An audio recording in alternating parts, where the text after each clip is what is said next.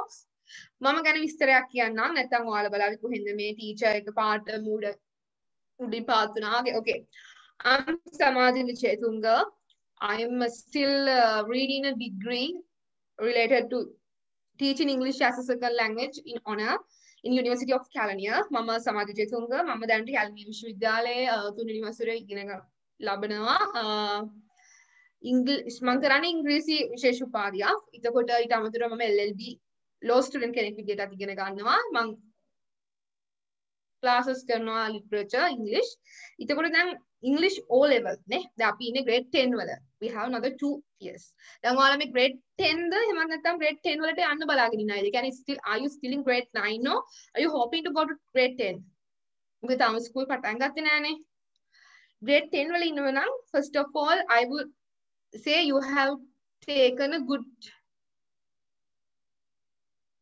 grade 11.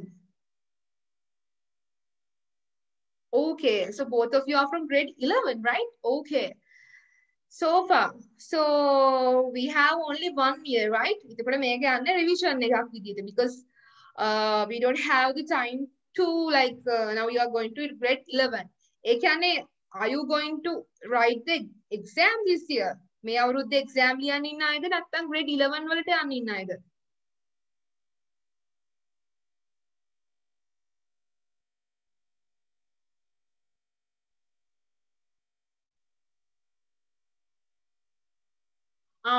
grade 10 නේ. ඒ කියන්නේ දැන් grade 11 වලට යන්න ඉන්න අය grade 10 වලනේ. හරි. ප්‍රශ්නයක් නැහැ. අපි මුල ඉඳන් පටන්ගෙන යමු vendor of sweets ඔයගොල්ලෝගේ නවල් එක. හරිද? vendor of sweets එකේ අපි papers වලින් තමයි මම ඉස්සෙල්ලා මගේ වැඩපිළිවෙල කියන්නම්. I'll describe about your how my procedure is going on, right? මෙහෙමයි දැන් we don't have 2 years period නේ. ඔයගොල්ලෝ දන්නවා 60ක් ඉන්නේ 60% of content is coming to the exam. Okay, Rovin. Hi. Can you hear me, right? I think if you remove your headset, then I can hear you properly. Headset එක අයින් කළොත් ඔයාව heavy මට. Because sometimes there's issues with your headset. Hari,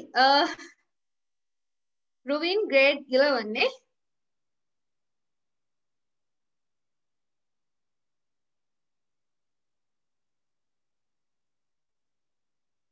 Rovin මොකද පිට school එක?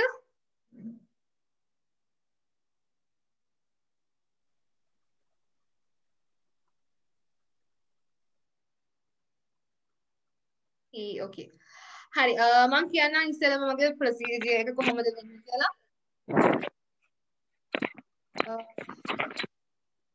නිපුණ. Hi නිපුණ.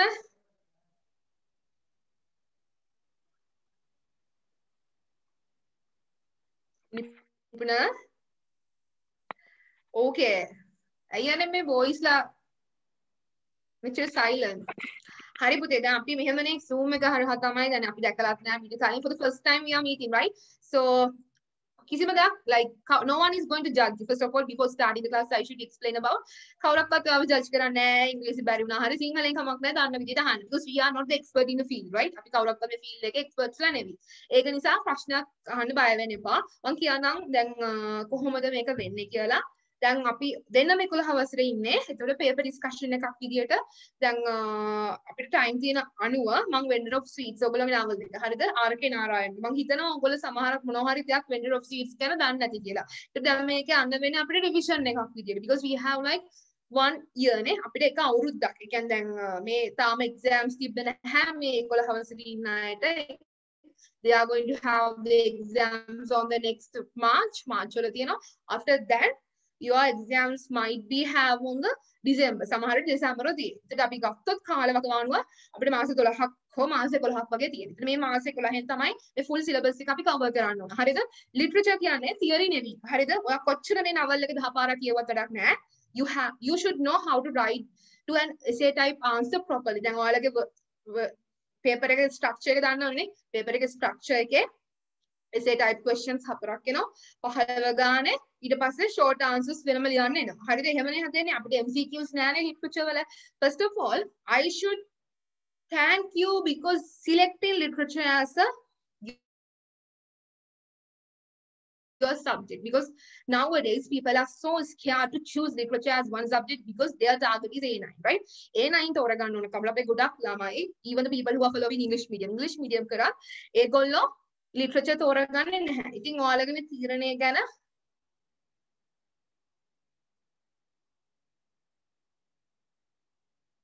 ඕකේ. හරි ප්‍රශ්නයක් නැහැ. මම මේක grade 10 කියලා හිතාගෙන පටන් ගන්නම්. මම දන්නේ නිපුණ ගැන කියන්න. whether Nipuna has okay. දැන් මට නිපුණ සජෙස්ට් කරලා තියෙනවා රුවින් grade 10 වල ඉඳන්ම පටන් ගන්න කියලා. ඒතකොට මම grade 10 විදියටම මේක කරගෙන යනවා. මොකද රුවින්ට මිස් වෙච්ච නිසා. Yes Nipuna I don't know how කමක් නෑ. Okay නිපුණ අපි කතා කරමු. බය වෙලාද හිටියේ මෙච්චර වෙලා? නිපුණ මොකද ස්කූල් එක? St. Aloysius. St. Aloysius නේ. හරි. ඊතර නිපුණ දැන් grade 11ද? ඔව් රුවින්ගේ පන්තියම. රුවින් මායි එක පන්තියෙන්. You guys are in the same class, right? Okay. හරි නිපුණ. ඒතර නිපුණ ඔයාලා දෙන්නම එකම ක්ලාස් එකේ නිසා මං හිතන්නේ අපිට ලේසි වැඩේ මුලින් ඉඳන් පටන් ගමුනේ. හරි. Vendor of Sweets තමයි තියෙන novel එක. පුතේ මේක මම chapter by chapter කරනවා. සමහරක් වෙලාවට chapters වල important තියෙන ඒවා ඔයගොල්ලන්ට මං කියනවා. හරිද? දැන් අපිට comment section එකේ කියන්නේ අපිට දැන් එනවනේ පොඩි short answers. එතකොට මේකේ important ඒවාට මම ප්‍රධාන වශයෙන්ම කියනවා. හැබැයි අපිට chapter wise මුල ඉඳන්ම කරන්න අමාරුයි. ඒක මම පැහැදිලිවම කියනවා. ඊට පස්සේ poems තුයි අපිට dramas දෙකක් තියෙනවානේ. Twilight of Crane. ඊට පස්සේ short story ටික මුල ඉඳලම යමු. ඒ කියන්නේ මම මුල් මාස 3 විතර මම ඔයාලගේ ඉස්සෙල්ලම මගේ වැඩ ටික කියන්නම්. මුල් මාස 3 හරියට අපි පොඩ්ඩක් ස්ලෝ එකේ යමු. ඒ කියන්නේ දැන් මම presentation හදලා තියෙනවා. ඒ presentation එක ඊට පස්සේ question. ඊට පස්සේ මුල් මාස 3 චුට්ටක් පැනම අපි speed කරමු. මොකද අපිට ගොඩක් වැඩ කරන්න තියෙන නිසා. හරිද? ඒ නිසා syllabus එක චුට්ටක් අල්ල ගන්න ඕන නිසා මුල් මාස 3 මම ස්ලෝ ගිහිල්ලා ඊට පස්සේ අපි ගොඩක් වැඩ. මොකද පුතේ මේක essay time. ඔයාලා දන්නවා අපි online කරන්නේ නේ. ඒතර literature අනිත් subject වගේ නෙවෙයි. maths වත් science වත් වගේ නෙවෙයි. normal english වගේ නෙවෙයි. අපිට තියෙන්නම ලියන්න. හරිද? අපි මේක writing හදා ගන්න ඕන පුතේ. හරිද? ඒතර writing හදා ගන්න ඕන. writing හදා ගන්නකොට අපිට මුලින් ඉඳන්ම අපේ grammar එක. ඔයාලා දන්නවා literature වලදී grammar ගොඩක් බලන්නේ නැහැ. නමුත් අපි answer එකක් ලියනකොට we should have to follow the definite grammar rules. හරි grammar rules. ඒකට අපිට writing හදන්න වෙනවා. ඒකට මේ තියෙන ටික තියෙනවා. ඒකට මේක ගොඩක් ඔයාලට මම කියන්නම් කොහොමද ඔයාලගේ writing marks කරන්නේ කියලා. ඒකට මම ඔයාලගේ දෙනවා question එකක් සතියේ question දෙකක් විතර සාමාන්‍ය literature class එකකට වැඩි චුට්ටක් වෙනස් විදියට. මේ presentation එක මම මෙතන screen එකේ share කරනවා. ඔයාලට ලියා ගන්න පුළුවන්. ඒකට අද මම චුට්ටක් හිතුවා පටන් ගන්න දැන් literary devices තියෙනවානේ. අපිට literary devices. ඔයාලට මගේ screen එක පැහැදිලිව පේනවද? පේනවනේ Vendor of Sweets තියෙනවා. ඒතර මේක තමයි Vendor of Sweets දැන් novel එක තියෙනවද ඔයාලා ගාව? පේනවනේ නේ? Yes, okay. එතකොට Vendor of Sweets දැන් මේකේ තියෙනවා මගව පොතක් තියෙනවා. ඒතර මම first chapter එකේ chapter summary එකක් විදිහට අපි ඒ විදිහට යමු. හරිද? බය වෙන්න එපා Vendor of Sweets එකෙන් නෙවෙයි පටන් ගන්නෙ.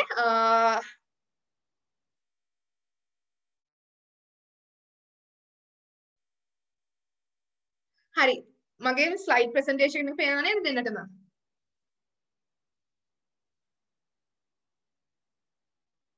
පේනවනේ? Can see my slide presentation. Thumbs up එකක්. පුළුවන් නේ? හරි. හරි පුතේ. දැන් mic ඔයාලගේ පිටන් sounds ඇහෙනවා නම් ඔයාලට කරදරයි වගේ කියලා හිතනවා නම් mic එක off කරාට කමක් නැහැ. නැත්නම් අපි mic එක on කරගෙන කතා කරමු. මොකද ඒක ප්‍රශ්නයක් නෑ නිපුණ. Okay? හරි. Poetic devices. දැන් literature ගැන කතා කරනකොට දැන් සාමාන්‍ය English වගේ නෙවෙයි, we have a separate kind of devices called poetic devices, right? So we have to Get familiar with this. Okay, Rubin. Okay. Mic එක වැඩ කරන්නේ ආයෙත් එන්න. Okay. Nipuna, do you know about poetic devices and what do you mean by poetic devices? පොඩි ප්‍රශ්නයක්. දන්නේ නැත්නම් දන්නේ නැහැ. Simply say. Nipuna ඉගෙන ගෙන තියෙනවද පුතේ poetic devices ගැන මීට කලින්?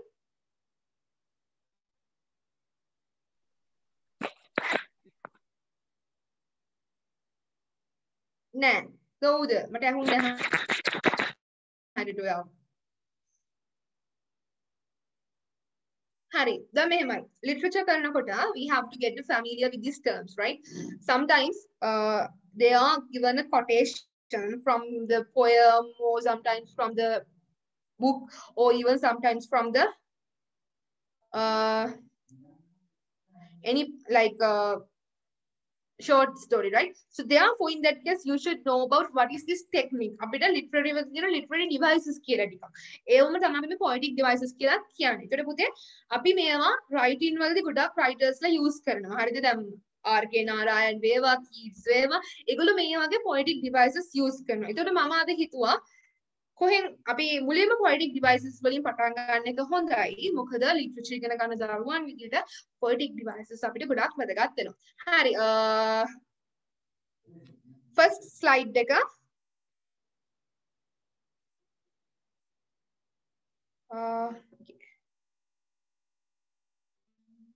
Theme.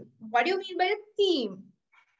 Theme එකක් කියලා කියන්නේ සාමාන්‍යයෙන් අපි when we translate it into a singular තේමාවක්. Okay, the main idea or meaning of a text, often this is an inside human life revealed in a literary work. Every novel or sometimes in a we'll wait until Ruvin joins.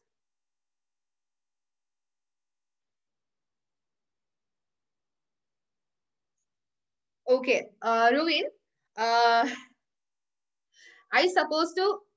I thought it's better to start with poetic devices.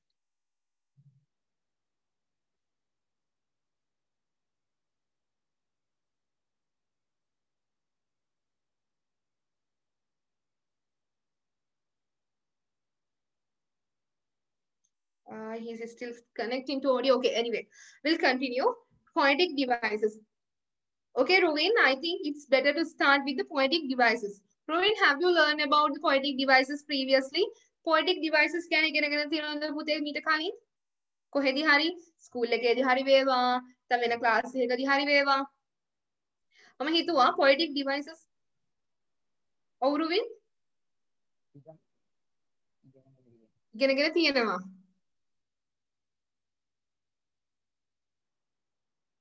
හරි. මම ඉගෙනගෙන තියෙනවා කියලා හිතනවා. Okay. මම පටන් ගන්නම් පුතේ poetic devices වලින්. හරිද? මුල්ම poetic devices එක තමයි theme. What do you mean by a theme? මොකක්ද මේ theme එකක් කියන්නේ? හරිද? ගොඩක් වෙලාවට theme වලින් අපිට ප්‍රශ්න එනවා. The main idea or a meaning of a text. Often this is an insight about human life revealed in a literary work. ප්‍රධාන වශයෙන්ම මොනවා හරි text එකක්. ඒ කියන්නේ it can be a short story, it can be a novel, it can be a poem or something else. Okay? දැන් මේ හැම දෙයකම ප්‍රධාන අදහසක් තියෙනවා. Okay? ඒ නැත්තම් ඒ කතාවට බැඳුණු. දැන් උදාහරණයක් විදිහට අපි ගත්තොත් R.K. Narayanගේ මේකේ there are two characters, right? So there are some specific themes which is like specifying for each and every character, right? Like that way. Now අපි Keats first poem එක ගත්තොත් to the Nile කියන එකේ sometimes they describe about the purity and the natural beauty and the fruitfulness of the Nile river, right? Nile ගංගාව කියන. අන්න ඒ වගේ යම් කිසි මොනවා හරි අපි කියන්නේ literary work එකකට we call them literary work මොනවා හරි poem එකකට හරි මොනවා හරි දෙයකට පුතේ පාදක වෙච්ච මාතෘකාවට තමයි theme කියලා කියන්නේ. හරිද? This is an insight about a human life. ඒතර මේක සමහරක් වෙලාවට මිනිස්සෙක්ගේ අභ්‍යන්තරය ගැන අපි කියන්නේ මොනවා හරි මානව සමාජයේ පැවැත්මට රඳා පැවැත්වෙන මොනවා හරි ගුණාංගයක් වෙන්න පුළුවන්. එහෙම නැත්නම් අපි සමාජය තුළ කතිකා වෙන මොනවා හරි වැදගත් මාතෘකාවක්. දැන් උදාහරණයක් විදිහට මම ගත්තොත් most probably when we take the like how do we call it? When we take the hierarchy of the literature. If you have heard about the Victorian era, then Elizabethan era, then Petrarchian era, like that way we have the hierarchy. අපිට මේ සාහිත්‍ය කියන එකත් පුතේ වර්ධනය වෙච්ච පියවරක් නේ. අපි කියනකොට hierarchy කියලා. අන්න ඒවද ප්‍රධාන වශයෙන්ම පාදක වෙච්ච. දැන් උදාහරණයක් තමයි Elizabethan era. Elizabethan era එකේ හිටපු poets ලට උදාහරණයක් තමයි Shakespeare. Shakespeare ගේ ගොඩක්ම poets වලට තේමා වෙච්ච මාතෘකා තමයි love කියන එක. Love and romance කියන එක. Romance is something beyond than love, right? අන්න ඒ වගේ themes තියෙනවා. හරිද? එතකොට මෙන්න මේ themes. ඔයාලා මේක ලියා ගන්න අවශ්‍ය නැහැ. මම upload කරනවා මේක. හරිද? ලියා ගන්න අවශ්‍ය නැහැ කියන්න. Okay? Because since we don't have the time, that's why I have planned to. There are some things we have to write. ඒතර මම කියනවා මෙන්න මේක ලියන්න ඕනේ කියලා. අනිත් එක imagery. මොනවාද imageries ඔයගොල්ලෝ ඉගෙනගෙන තියෙන? You can type in the chat box. There are 5 imageries. Visual imagery, gustatory imagery, tactile imagery, olfactory imagery, and what else? Auditory imagery. මොනවාද පුතේ imagery එකක් කියන්නේ? Can someone tell me what do you mean by imagery? දැන් ඉගෙනගෙන තියෙන ගොඩක් තැන් වල අපිට visual imageries මොනවා හරිම දෙයක් ඉගෙන ගත්තා නම් literature මේ ඉන පොඩි කාලේ ඔයාලා imagery කියන එක දැනගෙන තියෙන්න ඕන. ඉගෙනගෙන තියෙනවද රුවින්? නිපුණ? නෑ. Rovin, you mean surprise face mean you have not? Come on, guys, boys. You don't need to be ashamed, right? No one is going to judge you because danna me යාළුවෝ දෙන්නෙක් ඉන්නේ teacher විතරයි ඉන්නේ. වෙන කවුරුවත් නැහැ. So we'll talk. We can have this class as a. This is not like mama or any teachers who are strict teacher connect nevi. So we can have the class in very friendly way. Okay? නැත්තම් literature කරන එක අපි communicate කරන්න නැත්තම් හරිම අමාරුයි අපිට පුතේ. ගානක් හදලා formula එක දුන්නම ඔයාලට හදලා පැත්තකටලා ඉන්න පුළුවන්. science වල theory එකක් කරලා ඉන්න පුළුවන්. හැබැයි මේක අපිට ගොඩක් doubts තියෙනවා නේ. දැන් ඔයා දකින්න විදියයි මම දකින්න විදියයි. ඒකයි අපේ ළමයි ගොඩක් වෙලාවට A pass එකකට යන්න නැතුව BC වලින් අතර වෙන්නේ. Because we have some kind of the level. අර අපේ level එක වෙනස්. මම poem එක දිහා බලන විදියයි මම analyze කරන විදියයි ඔයා analyze කරන විදියයි වෙනස්. ඒ නිසා කතා කරන්න කවුරුවක්වත් ජජ් කරන්නේ නැහැ ඉංග්‍රීසියෙන් බැලලා සිංහලෙන් කමන්නේ අහන්න. හරිද? හරි. ඒක මටත් ලේසියි. හරි පුතේ. ඉමේජරි ඉගෙනගෙන තියෙනද රුවින්?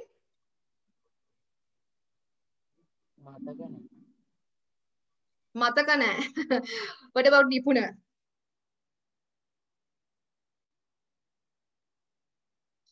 හරි. මෙහෙමයි. ඉමේජරි කියලා කියන්නේ සාමාන්‍යයෙන් අපි මේකට කියනවා සාමාන්‍යයෙන් මෙහෙමයි. දැන් අපි යම්කිසි කොටසක් වාක්‍යයක් හරි වේවා ඊට පස්සේ මොනවා හරි ෆ්‍රේස් එකක් හරි වේවා සොනට් එකක හරි වේවා මොනවා හරි දෙයක් කතා කරනකොට ඒක අපේ ඇඟට දැනෙනවා. ඒ කියන්නේ අපිට මැවිලා පේනවා. දැන් උදාහරණයක් විදිහට when we read a novel, okay, it talks about something like very tasty food. What when we read it, it comes mouth waters to us, right? අපි මොනවා හරි කෑම ගැන විස්තරයක් පොතක තියලා කියවනකොට ඉබේටම අපිට අර කටට කෙල ඉන්නවනේ. We call it mouth waters, right? So like that way, if you are like read something, we have the 5 receptory organs. අපිට පුතේ ප්‍රධාන වශයෙන්ම අපි ඒවට කියනවා receptory organs කියලා. ඇස, කන, නාසය, දිව, ශරීරය. හරිද? ඒ කියන්නේ අපේ පංචේන්ද්‍රයන් අපි කියලා කියන්නේ. ඒතර අපිට මේවට තමයි feed දැන් ඇහෙන් අපි දකිනවා, කන් දෙකෙන් ඇහෙනවා. හරිද? අපිට රස දිවෙන් රස දැනෙනවා. ඊට පස්සේ ගඳ සුවඳ සහ අපිට සීතල වගේ ස්පර්ශයන් දැනෙනවා. ඒතර මෙන්න මේ දේවල් ප්‍රධාන වශයෙන් කවිය වේවා, පොයට් කෙනෙක් වේවා, කතුවරයෙක් වේවා නැවතත් ඇති වෙන විදියට භාෂාව භාවිතා කරලා තියෙනවා නම් අන්න ඒවට අපි කියනවා imageries කියලා. We call them imageries. So okay, we have 5 imageries. One is visual image. Visual image කියලා කියන්නේ ගොඩාක් වෙලාවට මේ ටෙක්නික් එක ගොඩක් කතුවරුන් යොදා ගන්නවා. හරිද? මම මේක කරන් ඔයගොල්ලන්ට කියලා දෙන්නේ සමහරක් වෙලාවට quotation පොඩි line එකක් දීලා අහනවා what is the technique used by the writer here? මොකද්ද මෙතන කතුවරයා විසින් යොදාගත්තු ටෙක්නික් එක කියලා. එතකොට ඔයාලා කොහොමද ලියන්නේ ටෙක්නික් එක? If you don't have a basic knowledge about this imagery. මේක ගැන මූලික අදහසක් දන්නේ නැත්නම් කොහොමද පුතේ ලියන්නේ කියන්නකොනේ. ඒකට ඒ වගේ ප්‍රශ්න ඇති වෙනවා. හරිද? ඒකයි මුල්ම දවසේ මම ලිටරචර් වලට යන්න නැතුව මෙන්න මේ පාත් එක ඔයාලගේ හදන්නේ. හරිද? පාත් එක අපිට රයිටින්. ලිටරචර් කියන්නේ පොතක් කියවලා නිකන් ගිහිල්ලා උත්තර ලියන එක නෙවෙයි පුතේ. අන්න ඒක හොඳටම මතක තියාගන්න. හරිද? පාත් එක දැනගෙන යන්න. ජීවිතේ අරමුණක් ඇතුව යම් තැනක යන්න. නැත්තම් ඔහේ යන්නම් වාලේ සබ්ජෙක්ට් එකක් නිකන් පොට්ටියක් කියලා ලියවන්න එපා. You are down in your life. Okay? යන දේ හරියට අරමුණක් ඇතුව යන නිසා මේ ටික ඉගෙනගෙන අපි පටන් ගමු. එතකොට ඔයාලා බේස් එක දන්නවා. ඔයාලා කර හදන ගෙදර හොඳ බේස් තියෙන නිසා you know you are going to build up a good house. So therefore, you, first of all, make your foundation level best, right? I am here to help you. So, okay. Do you guys need to write down the imagery? අවශ්‍යද මේ imagery කියන එක ලියා ගන්න. මොකද ඒ යටේ පහක් තියෙනවා. ඒ පහ මම මෙතන mention කරලා නැහැ. හරිද? පළවෙනි එක තමයි visual imagery. ඒ කියන්නේ මොනවා හරි විදියකට කතුවරයා යොදාගත්තු භාෂාව තුලින් අපිට යම් දෙයක් සිහි නැගෙනවා. දැන් උදාහරණයක් විදියට වැස්ස ගැන if it mentioned about Keats ගේ poem එක ගන්න Nile කියන එකේ when Keats describe about the Nile, though we have not seen the Nile, a little bit images create in our mind, right?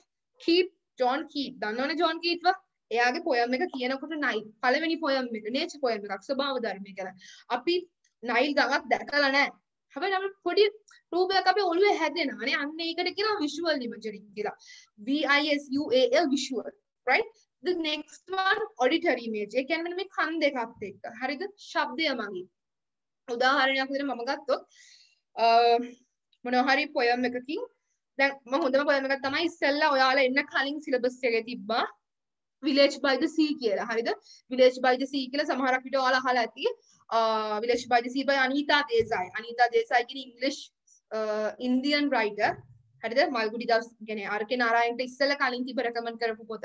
ඒක හරි ලස්සනට අර මියුසික් මේ මුහුදේ ශබ්දය හොඳට දැන් බීච් එකක් ගාවට ගියාම කවුරුවක්වත් නැත්තම් අහල බලලා අර රළ ගැටෙන සද්ද අපිට හොඳට ඇහෙනවනේ.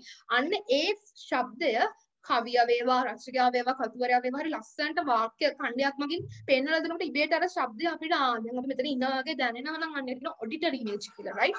AUDITORY. The next one is the gustatory image. What do you mean by gustatory? Gustatory කියන්නේ දැන් අපි if you have been to golf face and if you have tasted that isowade golf face එකට ගිහලා isowade ගැන isowade කාලා තියෙනවනේ අපි හැමෝම කාලා තියෙනවනේ. දැන් මොනවා හරි phrase එකක තියෙනවා golf face describe කරලා ඒතකොට අර isowade ගැන හරි කෑමක් ගැන. එතකොට නිකම්ම අපිට අර කඩට කෙලවුණා. So it describes about the what we call it gustatory.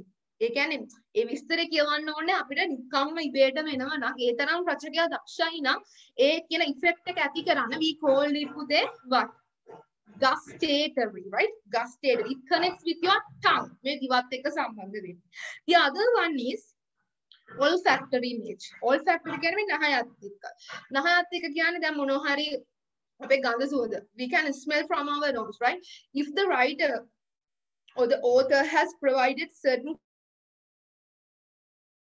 kind of example which feels to your nose. ඒ කියන්නේ නහයට දැනෙන රස, sorry not රස, මේ ගඳ සුවඳ ගැන විස්තර කරනවා නම් ඒකට අපි කියනවා පුතේ මොකක්ද?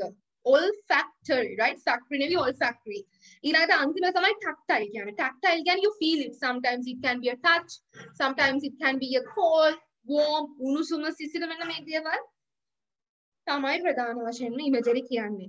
ඔයාලට මම මේ නෝට් එක දෙන්නද නැත්නම් දැන් මොකද මෙතන imageries මම content කළා නැහැ. අපි ලියමුද? Guys, shall we write?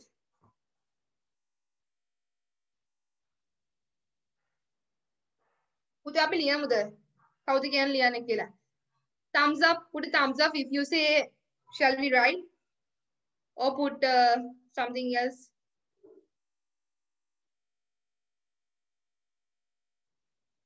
Okay, ලියමු. හරි. එහෙනම් කලින් ස්ලයිඩ් එකට යමු. මේ තියෙන theme කියලා. හරිද? Okay, Nipula says okay. මේ theme කියන එකේ I'm not going to give the single meaning. Okay.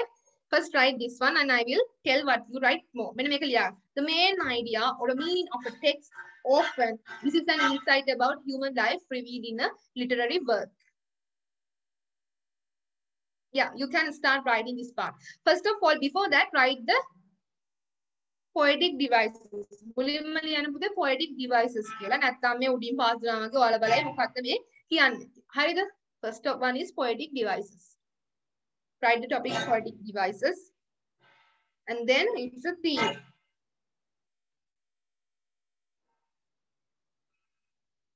Okay?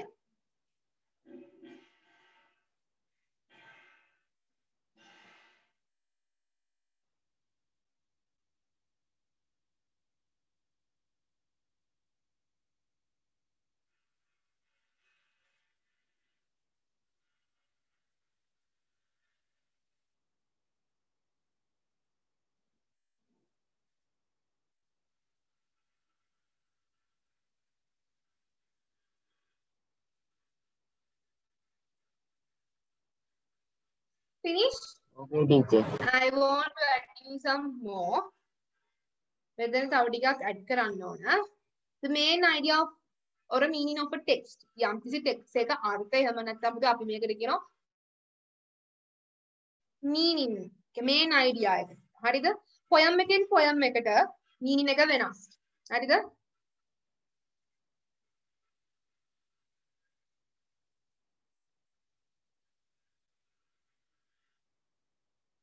And here I have contained about the YouTube link.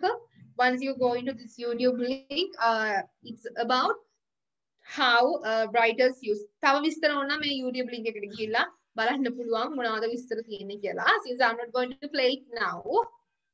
හරිද? මේකටම add කරගන්න. Themes are different from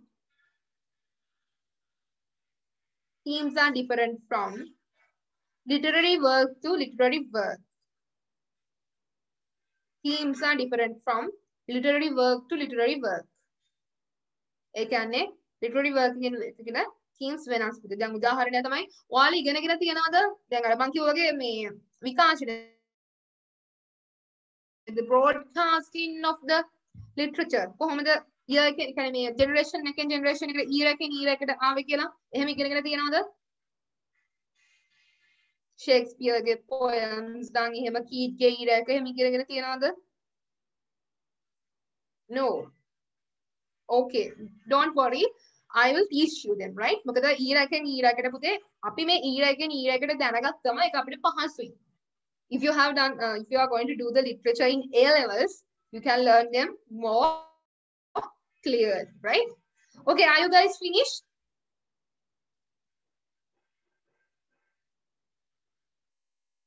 Okay, Nipuna, are you finished? Then we can move into the next slide. Yes, teacher. Okay.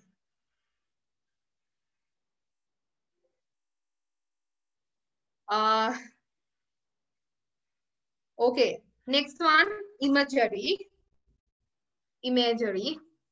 Words and phrases that appeal to the five senses. මම මෙතන කියන්නම් මොනවද මේ senses ටික කියලා.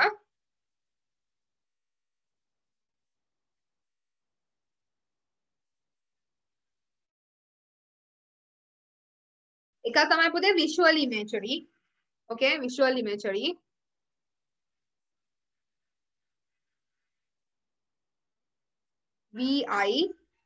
VISUAL, visual imagery. Shall I type them? If I want to type them here, then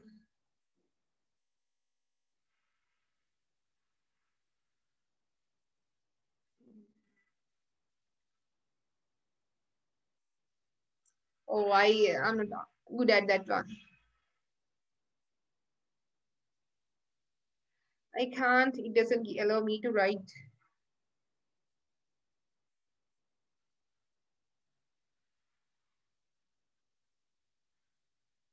Okay, shall I tell? Then you can write, right? පළවෙනි එක පුතේ visual imagery. දැන් මේ five senses වලට අදාළව අපි ලියාගන්නේ visual VISUAL, visual imagery, right? I'll type it in the chat box if you want more.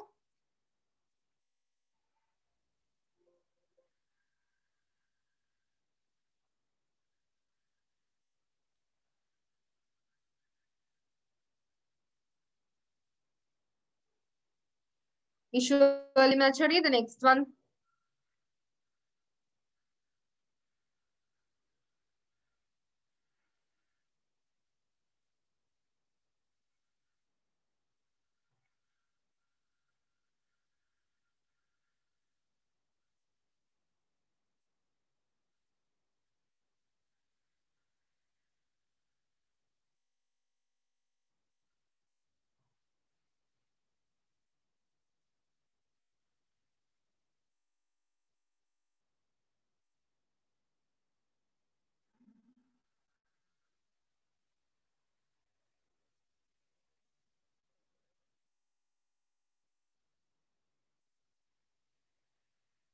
Okay, I have sent it in the check the chat box. I have sent it them in the first one is visual imagery. Visual imagery කියලා කියන්නේ පුතේ අපේ as දෙකෙන් පේන ඒවා. හරිද?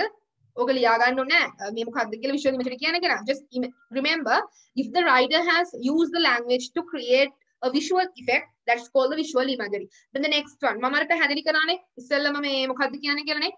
භාෂාව යොදාගෙන තියෙනවා නම් යම්කිසි ආකාරයක දැන් අපිට පළපුරුදු ශබ්දයක් නැවත මතක් වෙන්න අන්න ඒකට කියනවා auditory image. olfactory කියන්නේ අපිට නහයට ගඳ සුවඳ දැනෙනවා නම් smell කියන එක. gustatory කියලා කියන්නේ රස. හරිද? භාෂාව කතුවර යම් හේකින් රස කියන්නේ දිව පිනවන ආකාරයෙන් භාෂාව යොදාගෙන තියෙනවා නම් එතන gustatory and the next one tactile, especially it's the contact and the warmth and the other things, right? Hari, ඔයාලට ඒක පැහැදිලිද?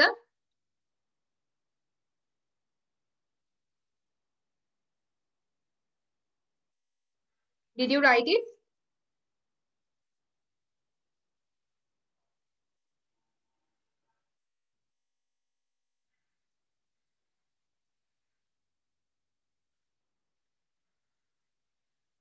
Okay.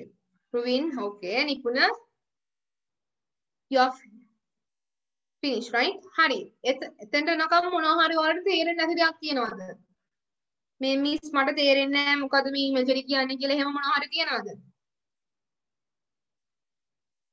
You said surprise. Is it like can you understand it? තේරෙනවා? Hello? අයියෝ ළමයි බය වෙන්න එපා. කියන එක කියන්න. හරි, okay. We'll move into the next one.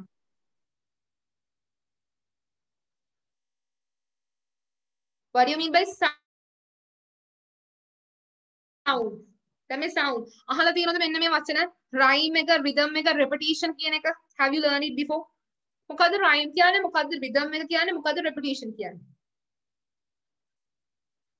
දැන් අපිට අනිවාර්යෙන් දැන් කීර්ති poem එක ගත්තොත් පළවෙනි poem එකේ තියෙනවා octative කියලා එකක්. ඒ කියන්නේ වාක්‍ය 8ක්. පස්සේ set කියන එකක් තියෙනවානේ. ඒ කියන්නේ පළවෙනි එකේ sound එක වෙන්නේ A B B ඒ විදිහට මතකනේ අන්තිමට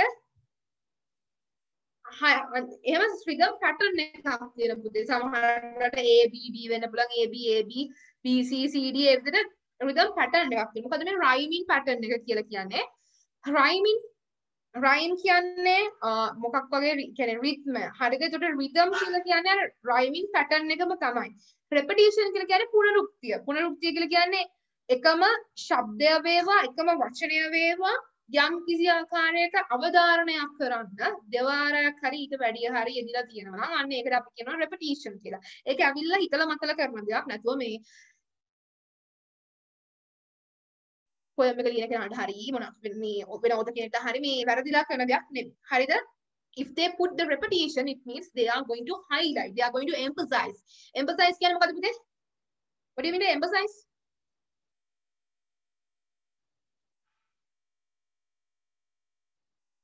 Why you are saying put in various phrases? You don't even know the word emphasize.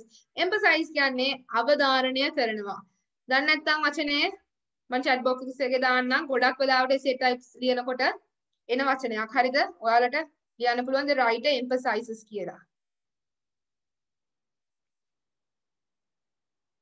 Emphasize. chat box එක බලන්න. emphasize කියලා කියන්නේ EMPHASIZD අවධාරණය කරනවා. The poet emphasizes the theme. ඒ කියන්නේ දැන් අපි vocabulary එකත් හදා ගන්න ඕන. නිකන් poem එකක් ලැබුණට the writer tells about writer මෙන්න මෙහෙම කියනවා කියලා ලියන්න එපා පුතේ. මොකද මෙතෙන්දි මනින්නේ ඔයාගේ ක්‍රියේටිව්නස් එක. හැමෝටම සයන්ස් මැත්ස් පුළුවන් වෙන්න පුළුවන්. හැබැයි ලිටරචර් කියන එක හැමෝටම බෑ. because you should have a good vocabulary, you should pitch with a good grammar. and මට මෙන්න මේ දේ කියන්න. ඔයාලගේ grammar සම්බන්ධයෙන් මොනවා හරි ප්‍රශ්න තියෙනවද? මිස් මට මෙන්න මේ ටෙන්ස් එක මෙහෙම ලියනකොට පැටලෙනවා. මම දන්නේ නැහැ මෙන්න මේ ටෙන්ස් එක මට වැරදි මගේ grammar structure එක. මිස් ඒ නිසා මට help එකක් අවශ්‍යයි. තියෙනවා නම් දැම්ම කියන්න. පස්සේ මාස 3ක් 4ක් 5ක් ගියාට පස්සේ කියන්න එපා. හරිද? අපිට පුළුවන් වැඩිපුර sessions දාලා හරි grammar part එක cover කරගන්න. මේක මොකද මෙතෙන්දී අවශ්‍ය වෙන්නේ ඔයාලා ලියන එකමයි පුතේ. essay type එකකට ලකුණු 60ක් ලැබෙනවා. එක essay type එකට අඩුම 100කට යන්න අපි ගන්න ඕන කීයක්ද? ලකුණු 7ක් 8ක්වත් ගන්න ඕනනේ. මොකද මතක තියාගන්න grammar නම් හොඳ නෑ. මතක තියාගන්න ඔයාලගේ papers හදන්නේ මගේ lecture Mr. හසිත පතිරණ. එයා තමයි A level board එකේ හරිද? මගේ lectures Mr. Hasitha Pathirana Mrs. Samitha Mudunkotuwa sorry not the Samita Mudunkotuwa Samita Samanmali. Those are the two leading lecturers in Sri Lanka who are the in the panelists of the making both O level and the A level paper. හරිද? කවුරු හරි කියනවා නම් O level paper එකේ හරි A level paper එකේ grammar නෙවෙයි target කරන්නේ ඔයා බලන විදිය කියලා it's totally wrong. හරිද? මොකද මගේ senior lecture අපිට ගන්නන එයා තමයි Mr. හසිත පදිරණ කියලා කියන්නේ ලංකාවේ O level A level papers දෙකම හදන panelist board එකේ ඉන්න කෙනෙක්. හරිද? ඒතර ඒගොල්ලෝ ප්‍රධාන වශයෙන්ම අපිට කියන දෙයක් තමයි මොකද අපිට assignments තියෙනකොට මම දෙන්නම කැලණිය විශ්වවිද්‍යාලේ හසිත පදිරණ සර් ඒගොල්ලෝ ඔයාලගේ grammar to the point check කරනවා. මොනවා හරි full stop එකක් නේද? මොකද ඒගොල්ලෝ හරි යුනිවර්සිටි ළමයි එයාලගේ mindset එක ඔළුව හැදිලා තියෙන්නේ paper එක හදන්න වගේම paper marking කරනකොට යුනිවර්සිටි ළමයිගේ. මොකද අපේ එක full stop එකක් හැලුනොත් ලකුණු කැපෙනවා. අන්න ඒ විදිහට තමයි ඔයාලගේ papers බලන්නේ. හරිද? එයාලා මේ campus ළමයි එකයි O level ළමයි එක්කෙනයි කියලා හැම දෙපාරකට සලකන්නේ නැහැ. ඒ නිසා grammar perfect වෙන්නම අවශ්‍යයි. හරිද? present tense වාක්‍යයක් ලියලා he drinks කියලා ලියනවද he drink කියන s කපල මොනවා හරි ඊපස්සේ passive voice ලියනකොට was නැතුව නිකන් written දාලා perfect ලියනකොට have has මග ඇරලා එහෙම නම් වෙන්න බෑ. හරිද? perfect වෙන්න ඕන grammar. බය වෙන්න එපා මම මෙහෙම කිව්වට. මොකද දැන් ඔයා බය වුනේ නැති වුණොත් විභාගයට ලං වෙලා ඔක කොච්චර හදන්න ගියත් වැඩක් නැහැ. ඒ නිසා අපිට time තියෙනවා. හරිද? තාම මේ O level batch එක ලිව්වේ නැහනේ. ඒ නිසා අපි මීට එකක් හදාගමු. හරි පුතේ. මම මේ කතා කරන්නේ rhyme ගැන. මම ඔයාලා බය කරනව නෙවෙයි. විභාගේ තියෙන තාත්වික භාවය කියලා දෙන්න. හරිද? science maths වල ලංකාවේ ඕන තරම් කට්ටිය A passes ගන්නවා. හැබැයි literature වලට B එකෙන් එහාට යන්නේ හරියම පොඩි දෙනයි. එක්ක B C නරකිනවා නැත්නම් S. හිතන්න ඔයා A 8ක් අරගෙන මම බය කරනව නෙවෙයි. හදා ගන්න වෙලා තියෙනවා. පොඩ්ඩක් අර සීට් එක හොට් වෙන්න. මොකද අන්තිමට විභාගේ ලං වෙලා එහෙම මේ grammar හදාගන්න අර යන්න workshops වලට යන්න තියාගන්න එපා. හරිද? විෂය 9ක් තියෙනවා. හරි. sound එක. ශබ්දය. ශබ්දය කියන්නේ හරි වැදගත් නේ. දැන් ඔයාලගේ ශබ්දය නැහැ. මම විතරයි මෙතන කතා කරන්නේ. හරිද? poet uses rhyme. rhythm කියන එක හරිද? මතක තියාගන්න repetition කියන මම ආයෙත් පැහැදිලි කරනවා. rhyme. What's the purpose of the use of this rhyme? මොකද මේ rhyme එක use කරන හේතුව පුතේ? හරිද? දැන් ගඟක් ගලන්න නම් ඔයාලා ගැලුවට වැඩක් නැහනේ. ඒකට ගල් මොකක් හරි මේ ගඟකට උනත් අර අපි කියන්නේ බාධක තියෙනවා. අන්න ඒ වගේ තමයි. දැන් මේ poem එකකදී ඔහේ නිකන් අතුරු ගලන වගේ ගලන්නව නෑ. ඒගොල්ලන්ට අවශ්‍ය වුණා මේකට පොඩි rhyme එකක්. ඔයාලා ඉගෙනගෙන තියෙනවා සිංහල සාහිත්‍ය එලිවට කියලා කියන්නේ. හරිද? ඒ කියන්නේ මාත්‍රා ගන්න syllable. We call this a syllable. අන්න ඒක පොඩ්ඩක් the poet is struggling to give some kind of a rhythmical effort to make more interesting the poem. poem එක කියවන දේ නෙවෙයි. poem එක තා චුට්ටක් මේ මිනිස්සු අතරට ගෙනියන්න පාඩකේ අතර කියවන්න අන්නේ විදිහට තමයි මේක use කරලා තියෙන්නේ. හරිද? හරි. එතකොට මෙතනදී rhyme, rhythm, rhyme, repetition කියන repetition කියන්නේ පුනරුක්තිය. ඔයාලා repetition කියන එක මේක ඉස්සලා ලියා ගන්න. ඒතර මම repetition කියන එක තව පොඩ්ඩක් විග්‍රහ කරන්න මොකද මේ repetition කියන්නේ කියලා. It means you are using the same word or same sound twice to make emphasize the theme. යම් කිසි දෙයක් අවධාරණය කරන්න දැන් මෙහෙම උදාහරණයක්. දැන් මම කියනවා අම්මේ මට බඩගිනි. හරිද? ඔන්න නිකන් අම්මට ඇහුන්නේ නැහැ. ඊපස්සේ අම්මගේ අම්මේ මට බඩගිනි කියලා හයියෙන් කෑ ගැහුවොත් ගමට වැහෙන්න අවධාරණයක් තියෙනවනේ. අන්න ඒ වගේ තමයි. repetition කියලා කියන්නේ අවධාරණය කරන්න. ඒ යම් හේකිනේ රචකයා අවශ්‍ය කියන්නේ රචකයා විස්තර කරන්න හදනේ මාතෘකාව තවදුරටත් ස්ට්‍රෙස් කරනවා කියලා අපි කියනවා. අන්න ඒ තමයි emphasize අවධාරණය කරන එක තමයි repetition එකෙන් කරන්නේ. හරිද? Harry, you can write with the sound. What do you mean by the sound? Under sound, rhyme, rhythm, and repetition. Okay, start writing.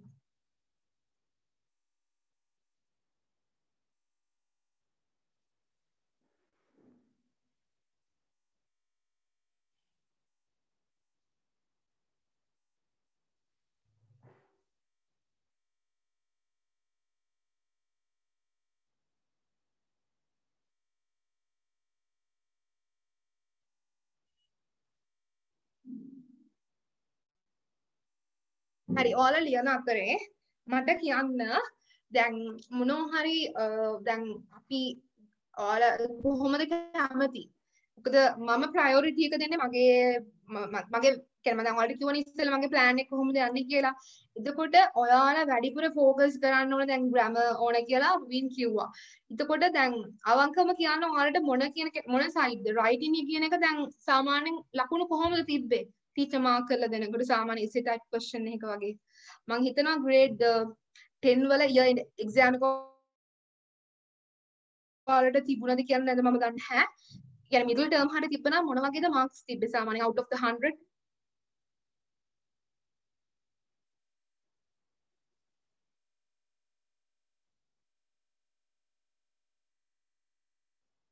children miss තාමේ සේ ටයිප් එකක්වත් ලියලා නැහැ මන්න. ඔයා තාම එකක්වත් ලියලා නැහැ. What about නිපුණ? මම ලියලා තියෙනවා. ලියලා තියෙනවානේ. ඒතකොට දැන් රුබින් ඉන්නේ grade 10 වල අවසානයේ grade 11 වලට යන්නේ නේ. නිපුණ කොහොමද marks තිබ්බේ? වැඩිම තිබ්බේ 9ක් වගේ. 15. වැඩිම තිබ්බේ 9ක් out of 50 නේ. 9 නම් හොඳයි. හරිද? හරි. එතකොට නිපුණේ ස්කූල් පේපර් එකක්ද නැත්නම් වෙන ක්ලාස් එක ගියපු හැමද? ස්කූල් එකේ. ස්කූල් එකේනේ. හරි. බය වෙන්න එපා. අපි ලියමු. හැබැයි මෙහෙම පොඩි ප්‍රශ්නයක් තියෙනවා. දැන් මම virtual එක කරන්නේ අපි දැන් කරන්නේ online නේ. එතකොට දැන් ඔයාලට අවංක වෙලා මට ඉස්සෙල්ලම මම කැමති ඔයාලා දෙන්නකම essay type answer එකක් බලන්න. හරිද? දැන් ප්‍රශ්නේ තියෙන්නේ රුවින් තාම එක answer එකක්වත් ලියලා නැහැ. ඒකත් පොඩි ප්‍රශ්නයක් තියෙනවා. එතකොට පුතේ අපි ඉස්සෙල්ලම බලන්න ඕන කොහොමද essay type answer එකක් ලියන්නේ කියලා. ඒකයි මම මේ ඔයාලගේ foundation එක හදන්නේ. හරිද? essay type answer එකක් ලියනකොට දැන් අපි හිතමු සාමාන්‍යයෙන් ඔයාලගෙන් වාක්‍ය 200ක් වගේ බලාපොරොත්තු වෙනවා නේ. දැන් මම O level කරන කාලේ මම literature කරා. මම A level literature කරා. සාමාන්‍යයෙන් A level literature paper එකේ අපි ලියන්න ඕන එක essay type question එකකට අපි සාමාන්‍යයෙන් ඒගොල්ලෝ average බලාපොරොත්තු වෙනවා පැති 3ක්. පැති තුනක් හරිද? පැති තුනක්. ඒ කියන්නේ පිටු එකමාරක් වගේනේ. පැති තුනක්. එතකොට A level වල තියෙනවා වෙනම ඒ කියන්නේ A level literature paper එකේ හැදලා තියෙන O level වගේ නෙවෙයි. ඒකේ වෙනම language කොටසක් තියෙනවා සහ A level literature වල වෙනම literature part එකක් තියෙනවා. ඊට ඔය language කොටසට unseen poem කියලා කවදාවත් දැක්කු නැති poem එකක්, unseen passage එකක්, ඊට පස්සේ තව රචනාවක් සහ මේ ප්‍රසී එකක් කියලා කියන්නේ ලොකු හැලක් දෙනවා. අපි දැන් වචන 1000ක විතර 1000ක් දීලා විනාඩි 45ක් ඇතුළත ඔක කියවලා තුනෙන් එකකට ෂෝට් කරලා කෙටි අර ප්‍රසී හදන්නේ අන්නේ විදිහට ප්‍රශ්න ටිකක්. ඒ විදිහට තමයි A level structure එක යන්නේ. හැබැයි O level එහෙම නෙවෙයි. දැන් මෙතනදී අපි කතා කරන්න ඕන කොහොමද ලියන්නේ කියලා ආන්සර් එකක් හරියට. මම පේපර් එකයි මාකින් ස්කීම් එකයි දෙකම තව ටිකකින් ඩිස්ප්ලේ එකේ දාන්නම්. හරිද? අද මම ගොඩක්ම වෙන් කරන්නේ මේ introduction එකට. ඊළඟ දවසේ ඉඳලා මම කීට්ගේ poem එකක් අද කරන්න තමයි හිතන් හිටියේ. අපි කරමු. හැබැයි මේ part එක ඉවර කරනවා ඊළඟ slide එකෙන්. ඊට පස්සේ අපි යමු paper structure එක ගැන කතා කරන්න. හරිද? කොහොමද paper එකක් හැදිලා තියෙන්නේ සහ ඔයාලගෙන් බලාපොරොත්තු මාකින් ස්කීම් එක දැකලා තියෙනවද මෙතන ඉන්න කවුරු හරි? නිපුණ Have you seen the marking scheme of your paper?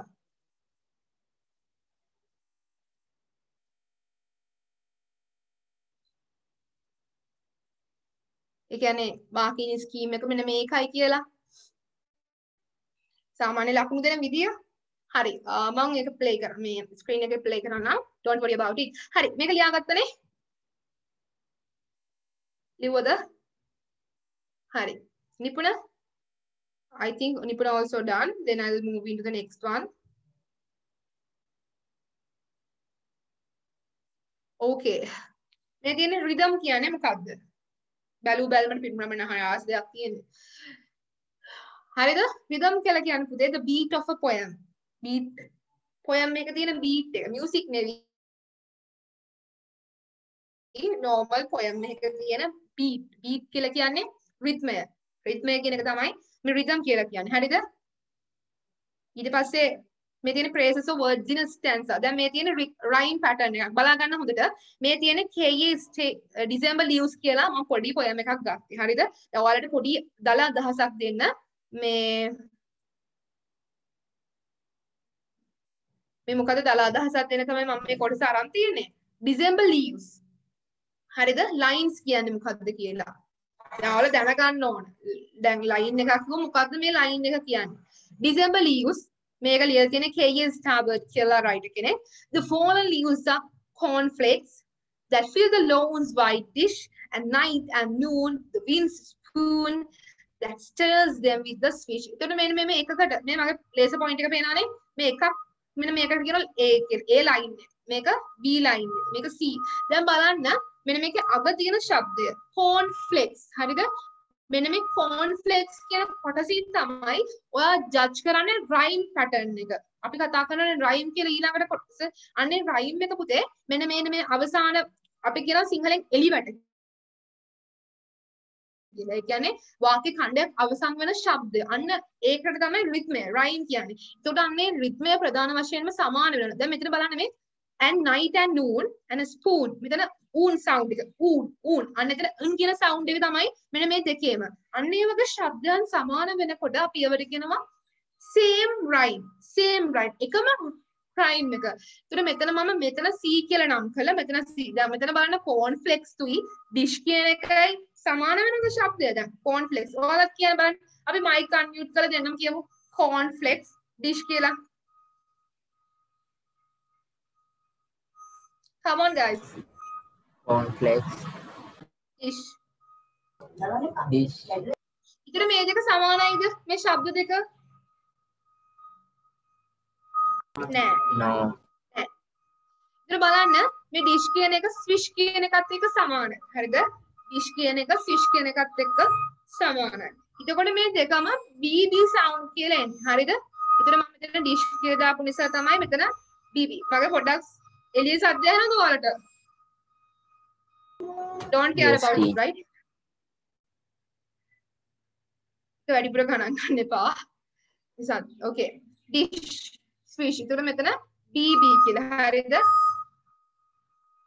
Okay. මෙතන ඒතර dish swish කියන ශබ්ද දෙක සමාන නිසා මෙතන අපි B කියලා ගත්තා.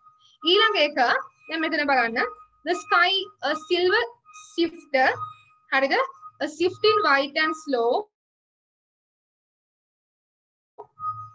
I'm sorry for the outer sound that gently shakes on crisp brown flakes. Okay. මෙතන S sound එකක් තියෙනවා. shakes flakes. හරිද? ඒතර මෙන්න මේ C sound එක නිසා පුතේ ප්‍රධාන වශයෙන්ම මේ ශබ්දය සමාන වෙනවා. ඒතර මේවට අපි කියනවා එක හා සමාන rhyming patterns කියලා. හරිද? මෙතන බලන්න slow snow. දැන් ඔයාලට තේරුණාද ඒක? මේ rhyme කියන එක? yes teacher. තේරුණානේ? හරි. මම ඊළඟ slide එකට යමු අපි.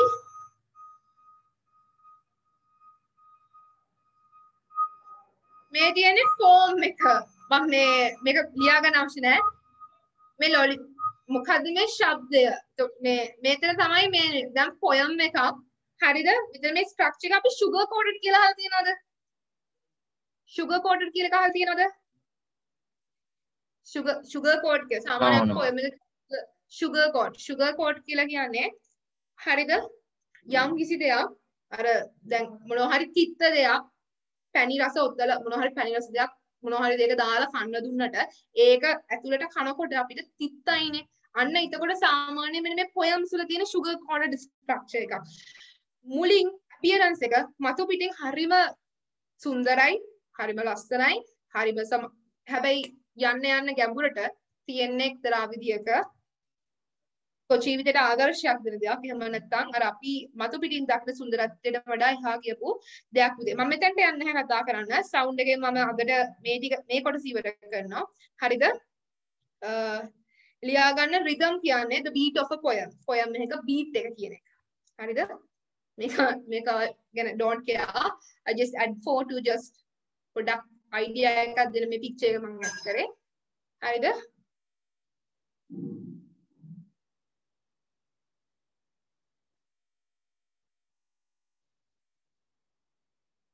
the beat of the poem. Okay, done.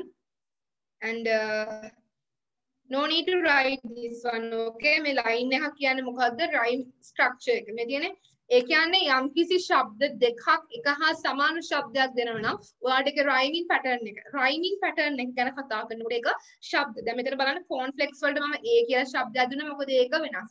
ඊළඟට තියෙන dish කියන ශබ්දය තව එකක්. හරිද? noon spoon කියන දෙක එකම ශබ්ද. ඒතර cc. ඒතර මෙතන dish swish fish තුයි කියන එක එකම line එකනේ. හරිද? ඒතර ඒ දෙක එකම ශබ්දයක් තියෙන. ඒතර dish fish මේ දෙකම සමාන නිසා ප්‍රධාන වශයෙන්ම අපිට B කියලා දාන්න පුළුවන්. හරිද? හරි. හරි. මම මෙතනින් මම පොඩක් පෙන්නන්නම් figurative language simile. හරිද? say metaphor කියන්නේ මොකක්ද? personification කියන්නේ මොකක්ද? hyperbole එකක් කියන්නේ මොකක්ද? rhyming scheme එක මේ තියෙන අර ඉස්සෙල්ලා කතා කරපු එකම alliteration, onomatopoeia, stanza ඒක තමයි end of the slides finally.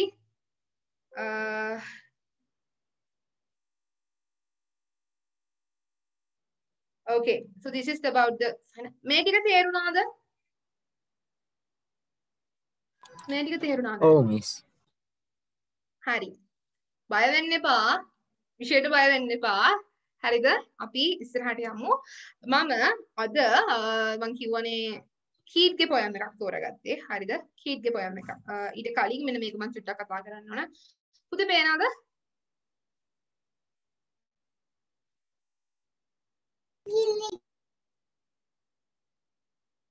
පේනවනේ? මේ තියෙන්නේ අපි ඔයාලගේ O level වල තියෙන poems ටික. හරිද? දැන් මෙතන poetry පළවෙනි එක තමයි කීට්ගේ poem එක. හරිද? මෙතන මේ මම summarize කරලා තියෙන්නේ මොනවද අපිට ඉගෙන ගන්න තියෙන themes වශයෙන් කියලා. පළවෙනි එක the life giving power of nature. Nature is revered and respected. Mythical and realistic outlook towards nature. Nature as the creator of humans. මේ තියෙන point ටික අපිට ලියන්න මොනවා හරි ආන්සර් එකක් ලියනකොට අපිට අවශ්‍යම ටික වැදගත්ම ටික තමයි මෙතන තියෙන්නේ. ඊට පස්සේ මෙතන Bird Came Down the Walk by Emily Dickinson ගේ ඒ poem එක තියෙනවා. ඊට පස්සේ Eagle by Alfred Lord Tennyson. ඊට පස්සේ To the Evening Star by William Blake. මම ආසම poet කෙනෙක් William Blake ගේ ලස්සන poems ටිකක් තියෙනවා. William Blake එක poem එකක් තියෙනවා Tiger කියලා. හරිම ලස්සනයි. මොකද William Blake කියන්නේ ඉස්සෙල්ලා poem එකට අපි යමු. මෙන්න මේ To the Evening Star කියන්නේ nature poem. William Blake ගේ තව poem එකක් තියෙනවා මේ Poisonous Apple Tree කියලා. ඒ කියන්නේ හැම දෙයක්ම William Blake ස්වභාව ධර්මයේ අසුරින් කතා කරන්නේ. William Blake කියලා කියන්නේ අර මේ අපි කියනවා නම් අර Alfred Lord Tennyson ඉස්සෙල්ලකට ගියොත් Alfred Lord Tennyson ගේ ඔයාලට තියෙන The Eagle මම O level කරනකොට මම O level කරේ 2014. එතකොට අපිට තිබ්බේ A Minor Bird කියලා හරි පොඩි poem එකක් minor bird. Bird is considered as a minor. Bird ව consider කරන්නේ minor. හැබැයි finally නිකන් ඒ කියන්නේ පොඩි සිදුවීමක්. කුරුල්ලෙක් ගෙදරට එනවා ගේ කුරුල්ලෙක්. එතකොට ඉන්න මිනිස්සයා වැඩත් එක්ක බිසි කුරුල්ලව එළවනවා. හැබැයි අපිට නම් කොහොම සාමාන්‍ය සිදුවීමක් නේ. හැබැයි ටෙනිසන් poem එක දිහා බලන්නේ හරිම ලස්සනයි. එයත් nature poem කෙනෙක්. ඊට පස්සේ William Blake ගේ A levels වලට poem එකක් තිබ්බා. ටයිගර් කියලා. ටයිගර් කියලා කියන්නේ ඒ ටයිගර් ගැන විස්තර කරන මිනිසුන්ගේ කුරිරු බව කියන එක තමයි. ඒක ඊට පස්සේ conflict under conflict theme එක කියන යටතේ ස්ටෙෆන් ක්‍රේන්ගේ voice kind යුද්ධය කියන. දැන් ඔයාලගේ මේ O level syllabus එකේ ඉස්සෙල්ලම ඔයාලා දැනගන්න කොහොමද ඔයාලගේ මේ structure එක හැදලා තියෙන්නේ. දැන් මෙන්න මෙතන ඉඳලා nature ස්වභාව ධර්මය කියන theme එක තමයි යන්නේ. එක පළවෙනි එක To the Nile by John Keats. හරිද? දෙවෙනි එක Bird Came Down Walk by Emily Dickinson. තුන මේ තුන Alfred Lord Tennyson ගේ මේ තියෙන poem එක. ඊට පස්සේ Evening Star by William Blake. එතකොට එතෙන්ට වෙනකම් මුතේ ස්වභාව ධර්මය කියන theme එක යන්නේ. හරිද? nature කියන එක. ඊට පස්සේ මෙතන ඉඳලා conflict කියන meaning එක යන්නේ. කියන්නේ ගැටුම් කියන එක, යුද්ධය, terrorism, ප්‍රශ්නවාදය. ඔන්න ඔය වගේ මේවා තමයි යන්නේ. මම පොඩි structure වලට මේ syllabus එක ගැන පොඩි විස්තරයක් කියන්නේ. මේ presentation එක use කරන්නේ. The terrorist he is watching by Wisława Szymborska. හරිද? The terrorist කියන poem එක Wisława Szymborskaගේ. ඊට පස්සේ Farewell to Barn and Stack Tree by A.E. Housman ගේ. එතන තියෙන domestic conflict එක කියලා කියන්නේ. අපි කොහොමද ගෙදර තුල domestic conflicts එක හැදෙන්නේ කියන එක. හරිද? ඊට පස්සේ Jack Spivak ගේ breakfast. එතන domestic conflict එක. ඊට පස්සේ මේ තියෙන අපිට තියෙන short stories ටික බලා ගන්න. The Nightingale and the Rose by Oscar Wilde. හරිද? Oscar Wilde කියන ගොඩක් ලස්සන මේ short stories ලියපු කෙනෙක්. ඊට පස්සේ Saki Lambaru Sakiගේ Lumber Room තියෙනවා. ඊට පස්සේ Extract from Coin Coded Lecture The Lahore Attack. සංගක්කාර Lahore Attack එකේදී කොහොමද මුහුණ දුන්නේ කියන එක. හරිද? එයාගේ autobiography එකේ saying extract from wave sorry not the autobiography. එයාගේ autobiography එකේ නෙවෙයි මේක අරන් තියෙන්නේ. An extract from wave a memoir of life after the tsunami. Zonali Dharaniyagalage. ඒක ඊට පස්සේ මේ තියෙන විස්තර ටික පස්සේ ඔස්කා වයිල්ඩ්ගේ හරිද short story thematic ඊට අපිට මේ ටික ටික යන්න පුළුවන්. හරිද? I just want to give you a brief introduction about your syllabus. හරි. එඩිය පැහැදිලිද?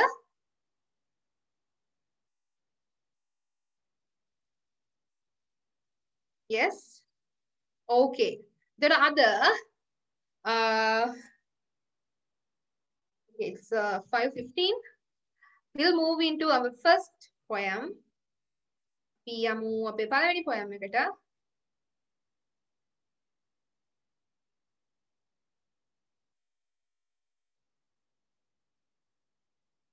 Okay.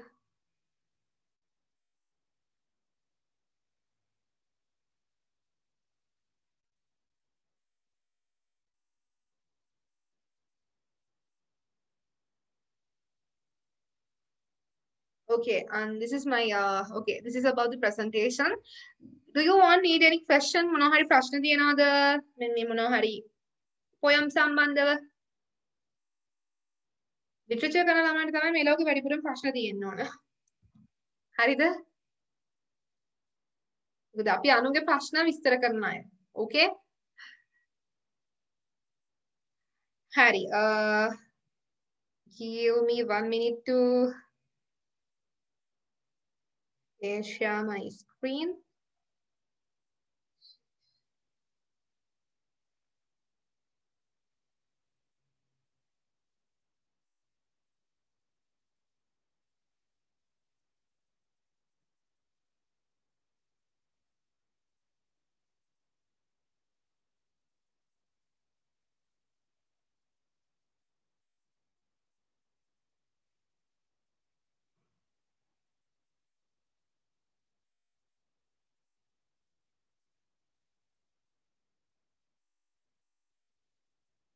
Okay, we'll move into the first one. Nightingale poem එක පටන් ගමුනේ. Okay, this is about John Keats' poem. Before that, we have to find about the poem.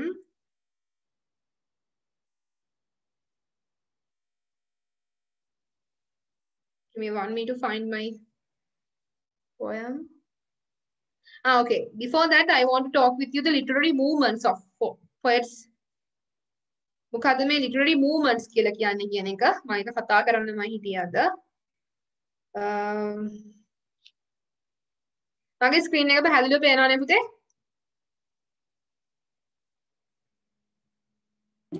ඔව් miss.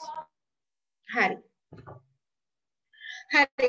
මෙන්න මේක තමයි මේ literary movement කියලා කියන්නේ. මේ list එක මම මේ බය කරන්න පෙන්නව නෙවෙයි. මේ ඉන්නේ ඔයාලගේ මේ තියෙන poems ටික.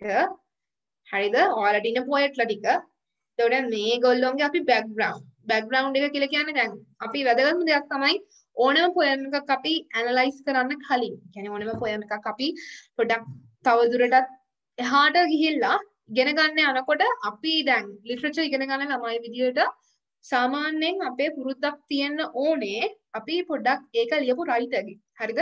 ඒක ලියපු කතුවරයාගේ එහෙම නැත්නම් poet ගේ විස්තර හොයලා බලන්න. We should know about the background details of it because it will helpful us to analyze the poem very clearly, right? මොකද ඒක අපිට ප්‍රයෝජනක් වෙන්න පුළුවන් poem එක විස්තර කරන්න යනකොට. මොකද සමහරක් වලදී ගොඩක් first person narration ගැන අහලා තියෙනවනේ. What do you mean by first person narration and the third person narration?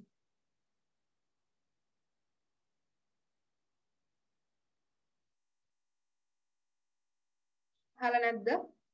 First person narration අහලා තියෙන්න ඕන මේ වෙනකොට.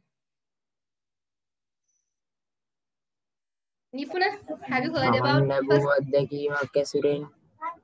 Yeah, very good. First person point of view කියලා කියන first person narration. ඒක කියන්නේ මෙහෙමයි. First person කියන්නේ අපි සිංහලෙන් කියන උත්තම පුරුෂය කියන්නේ තමන්. යම් කිසි poet කෙනෙක් තමන්ගේම ස්වයන් අපි කියන තමන්ගේ ස්වයන් අත්දැකීමක් ඇසුරෙන් මොනවා හරි මාතෘකාවක් පාදක කරගෙන poem එකක් හරි මොනවා හරි අපි හිතන මේ drama එකක් හරි drama script එකක් වුණත් පුළුවන්. හරිද? මේ එතකොට short story එකක් novel එකක් ලියලා තියෙනවා නම් තමන්ගේම ඇසුරින්. හරිද? අපි ඒකට කියනවා අපිට first person point of view. වැදගත්ම දේ තමයි first person point of view එකේදී poet use කරනවා first person I මම කියන උත්තම පුරුෂය කියන්නේ first person singular එක use කර. හරිද? එතකොට එතනින් අපිට අපි දන්නවා හරි I කියලා පටන් ගන්න නම් මෙයා එහෙනම් first person. එහෙනම් එක්ක දැන් මොනවා හරි love poem එකක් ගිහලා girlfriend ගැන විස්තර හොඳම උදාහරණය තමයි හරි funny මේ literature ඉගෙන ගන්නකොට මේ ෂේක්ස්පියර්ගේ ඔයාලට ෂේක්ස්පියර්ගේ නෑනේ poem කුත් ෂේක්ස්පියර් තමයි අපි කියන්නේ father of literature. හරිද? ෂේක්ස්පියර්ගෙන් තමයි මේ literature කියන එක එන්නේ. ෂේක්ස්පියර් ගොඩක් වෙලාවට ලියන පුතේ sonnets කියලා. දැන් මේ විෂයට පරිබාහිර දේවල් මම නෙවි කතා කරන්නේ විෂය සම්බන්ධයෙන් කතා කරන්නේ. හරිද? ෂේක්ස්පියර් sonnet කියන එක ඔයාලට තියෙනවා. sonnet කියන්නේ වාක්‍ය 1000 lines 14යි තියෙන්නේ. ඒ කියන්නේ අර 4න් 4ට නෙවි සනිකර lines 14ක්. ඊට පස්සේ sonnet කියන concept එක. The concept called sonnet was improved by Shakespeare, right? Shakespeare has altogether written 154 sonnets. One of them, I think 132, he has written for a dark lady, and he had written about another 16 or 18 poets for his male lover, right? Male lover to ලියපු එක. ඒ කියන්නේ දැන් සාමාන්‍යයෙන් ෂේක්ස්පියර්ගේ sonnets ගත්තම ඒ කියන්නේ lines 14 එයා 134ක් හරි 36ක් හරි 157ක් ලියුවා 36ක් ලියුවා dark lady because it is believed that Shakespeare had a relationship with the lady who is in dark in her complexion. ඒ කියන්නේ complexion එක බාහිර color එකෙන් ටිකක් විතර අඳුරු පැහැයක් තියෙන ස්ත්‍රියක් එක්ක යාගේ සම්බන්ධයක් තිබ්බ කියලා තියෙනවා. අනිත් එක යා ලියලා තියෙන්නේ male යාගේ male lover, right? I'm not going to introduce about what's a male love. දන්නවනේ නේ? You know the concept called lesbian. Like that concept. ඒකට ඒ කාලේ සෝක තිබිලා තියෙනවා. ෂේක්ස්පියර්ගේ ඒ පිරිමි පෙම්වතා වෙනුවෙන් යා ලියපු 18ක් හෝ 16ක් තියෙනවා. හරිද? ඒකට ඔහොම තමයි. ඒකට concept එක ඔය sonnet කියන එක ගෙනාවා. ඒකට ෂේක්ස්පියර් තමයි romance කියන concept එක ගෙනාවේ. හරිද?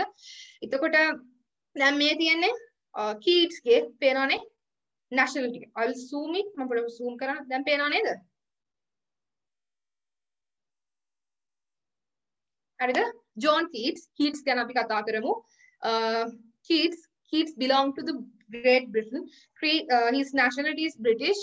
He was born from 1821 to sorry 1795 to 1821 ඉද 795 ඒ කියලා කියන්නේ හුව අයත් වෙන්නේ 18 වන සියවසේ 18th century එකට. ඒතකොට 18th century එකේදී තමයි අපි කියනවා එකට වික්ටෝරියන් ඊරා. ඒ කියන්නේ වික්ටෝරියා රජුගේ කාලය. හරිද? දැන් ෂේක්ස්පියර් ඉදි වෙන්නේ පුතේ එලිසබෙතියන්. ඒ කියන්නේ කිංස් එලිසබෙත් Queen Elizabeth රජුගේ කාලේ. දැන් ඉන්නේ එලිසබෙත් නෙවි. ඊට කලින් තිබු මුල්ම එලිසබෙත්ගේ. ඒ කියන්නේ 16 වෙනි සියවසේ වගේ 16 සහ 17 වෙනි සියවසේ මුල් භාගයේ. ඒතර ජෝන් කීට්ස් අයිති වෙන්නේ 18 වෙනි සියවසේ අග භාගයට. හරිද? ඒ කියන්නේ 19 වෙනි සියවසට අයිති වෙන්නේ. එතකොට කීට්ස්ගේ කාලේ තිබ්බේ වික්ටෝරියන් ඊරා කියන එක. එතකොට රොමැන්සිසම්. දැන් ඔයාලා බැලුවොත් නයිල් ගඟත් එක්ක රොමැන්ස් කියන එක වැරදියට වටහා ගන්න එපා ලව් කියන. හරිද? ආදරය නෙවි රොමැන්ස් කියන්නේ. පරිසරයට උනත් අපිට යම්කිසි ප්‍රියතාවයක් තියෙනවා නම් පරිසරයට ඔය ආදරය නම් it can be considered as romance, right? මේ romanticism කියන එක කීට්ස් කතා කරනවා. ඊට පස්සේ එමිලි ඩිකින්සන් ආවම he's an American poet. එතකොට එයා රියලිසම් කියන්නේ තාත්විකභාවය, සත්‍යතාවාදය එක මුසු වෙච්ච රොමෑන්ස් එක යන්නේ. ඊට පස්සේ ලෝඩ් ටෙනිසන් වික්ටෝරියන්. මම කිව්වේ වික්ටෝරියන් ඊරා එක තමයි ටෙනිසන් අයිති වෙන්නේ. වික්ටෝරියන් කියලා කියන්නේ yes I'm correct. 19th century කියන්නේ වික්ටෝරියන් එක. හරිද? ඊට පස්සේ විලියම් බ්ලේක් අයිති වෙන්නේ නූතන. හරිද? විලියම් බ්ලේක් ඇවිල්ලා modern poet කෙනෙක්. modern poetලා තමයි ඔය මේ අපි කියන nature කියන concept එක ගෙනාව ස්වභාව ධර්මයේ කියන එක. ඊටකොට ස්ටෙෆන් ක්‍රේන් ඇමරිකන් naturalism ගැන කතා කරන්නේ. විසාල්වා සිසිම්බෝල්ස්කා එයා අයිති වෙන්නේ පෝලිෂ් පෝලන්තේ. ස්ටේන්ලිසම් කියන concept එක. ඒ කියන්නේ literary movement ඊරගේ හිටියේ. හරිද? ස්ටේන්ලිසම් කියන කියන්නේ ඒ කාලෙදි. මොකද ඔයාලට බැලුවම පේනවා විසාල්වා සිම්බෝල්ස්කා අයිති වෙන්නේ 2012. කියන්නේ she died on as I remember 2012. එතකොට සෝමෝල් මේ මෑත් එකදී වගේනේ. so it belongs to 21st. 21 වන සියවස කියන්නේ ස්ටේන්ලිසම් කියන එක පටන් ගත්තු. ඊට පස්සේ ඒ හවුස්මන් කියන්නේ එඩ්වර්ඩියන් ඊරාගේ එඩ්වර්ඩ් රජතුමාගේ කාලේ එඩ්වර්ඩියන් ඊරා කියලා කියන්නේ after 19th century and the 20th century. 19 වන සියවසයි මම මේ පිස්සු හදනවා නෙවෙයි හොඳේ. මම පොඩ්ඩක් මේ පැහැදිලි කරනවා කතුවරගෙන. මොකද මේක අපිට දැනගන්න. මම මෙතන යනවා යස්මින් ගුණවර්ධනට. යස්මින් කියන්නේ ශ්‍රී ලංකන් nationality ශ්‍රී ලංකන් right? literary movement එකක් නැහැ. බොහෝ වෙලාවට යස්මින් අයිති වෙන්නේ modernism කියන concept එක. හරිද? මට මේ චුට්ටක් ඔයාලත් එක්ක මේක මේ පැහැදිලි කරන්න විතරයි පුතේ අවශ්‍ය වුනේ. හරිද? මේ තියෙන්නේ මේක. ඊට අපි මේව ගැන poem analyze කරනකොට තවත් පොඩ්ඩක් විස්තරයක්ව කතා කරමු. චුට්ට මොනවා හරි අවබෝධයක් ගත්තද මේ මොකද්ද මේ කියන්න හදන්නේ කියලා. දැන් ඔයාලට දකින්න පුළුවන් පළවෙනි poem හතරම nature ගැන තියෙන්නේ නේ ස්වභාව ධර්මය ගැන. එතකොට එයාලගේ අපි බැලුවොත් එයාලගේ ප්‍රධාන වශයෙන්ම මෙන්න මේ කියන මේ time period එක එකිනෙකට පොඩි සමානකම් තියෙන time period එකක්. හරිද? එතකොට ඒකයි මේ nature කියන concept එක එකම කාලෙක යන්න හේතුව. හරිද?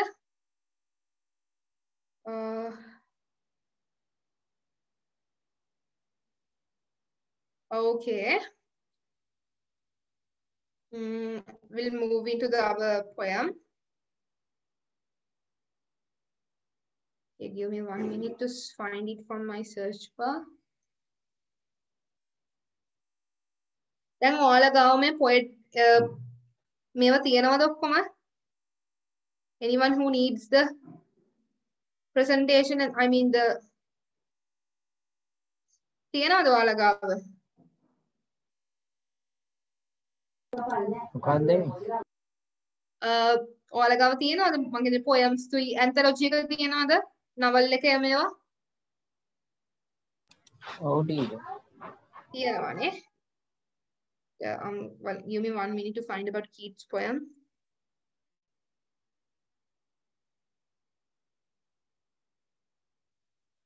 Okay, I have already a note. I'm finding about. Okay.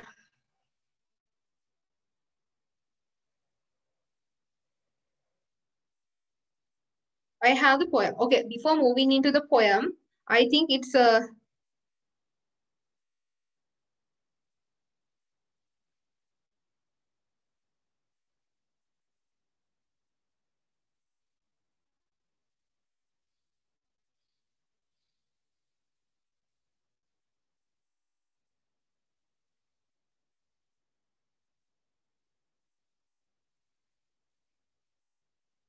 Okay. Poem එක තියෙනවද ඔයාලා ගාව?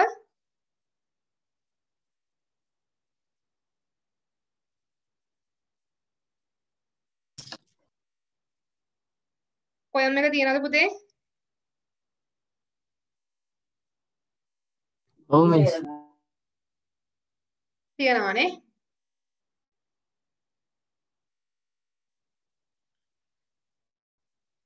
හරි. මට දැන් කීට්ස් ගේ poem එක ගැන මොනවා හරි දැන් ඊට කලින් ඉගෙනගෙන ඇති කියලා හිතෙනවා. මොනවාද මේක ගැන කතා කරන්නේ? Keith. What does Keith talk about? Yes. What does Keith talk about here? හරි මම poem එක කියන්නම්. Son of the old African moon mountains, chief pyramid and crocodiles, we call you fruitful, and at the same time, the desert comes to our mind. Feeder of the dark nation since the world began. Are you really fruitful? Or do you charm such people to honor you? Yes, about River Nile. What about Nipuna? Nipuna නිදාගෙන නෑ නේද?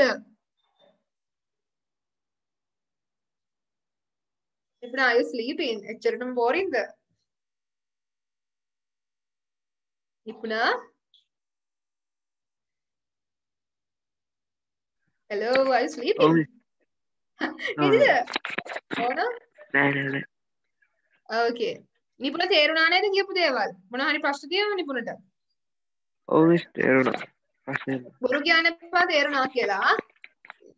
ක්‍රිස්ට් එකක් තියෙනවා හරිද? Both of you are in the grade 11. මොනවා හරි තේරුණ නැත්නම් එයාම කියන්න. හරි අපි යමු poem එකට.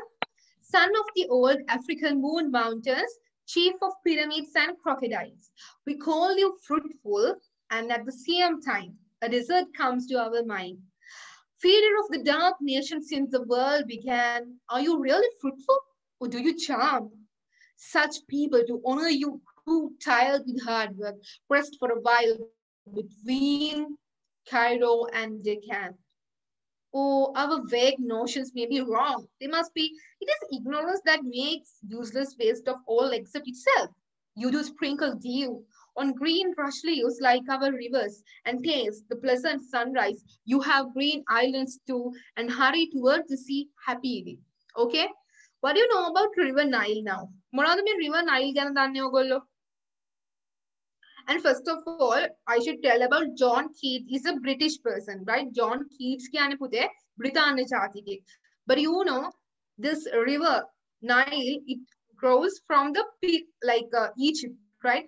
ප්‍රධාන වශයෙන්ම River Nile කියන Nile නදිය කියලා කියන්නේ ලෝකයේ මම කියන්නේ දිගම river එක ගංගා සහ එක ගලා බහින ප්‍රධාන වශයෙන්ම පැරණි ශිෂ්ටාචාරයක් ශිෂ්ට සම්පන්න මිනිස්සු හිටපු ශිෂ්ටාචාරයක් වෙච්ච අපි ශිෂ්ටාචාරය ගැන කතා කරනකොට කතා කරනවා නයිල් ශිෂ්ටාචාරය හරහා හරිද එතකොට මෙතන ගොඩක් දේවල් අපි poem එක නිකම් මේ කියනට වැඩිය ප්‍රධාන වශයෙන්ම අපිට දේවල් ගැන කතා කරන්න පුළුවන් මොකක්ද මේ sun හොඳට අහගන්න හරිද මම මුලින් මේක analyze කරනවා ඊට පස්සේ අද මම මේක analyze කරනවා ඊට පස්සේ next week එකේ ඔයාලට poem එක දෙනවා හරිද the poet starts the poem by comparing the river Nile to a son whose father is moon mountain range which is situated in Africa poet මොකද්ද පළවෙනි පත ආරම්භ කරන්නේ the poet starts the poem by comparing the river Nile to a son whose father okay is on a mountain range which is situated in Africa. ඒතකොට පුතේ වැදගත්ම දේ තමයි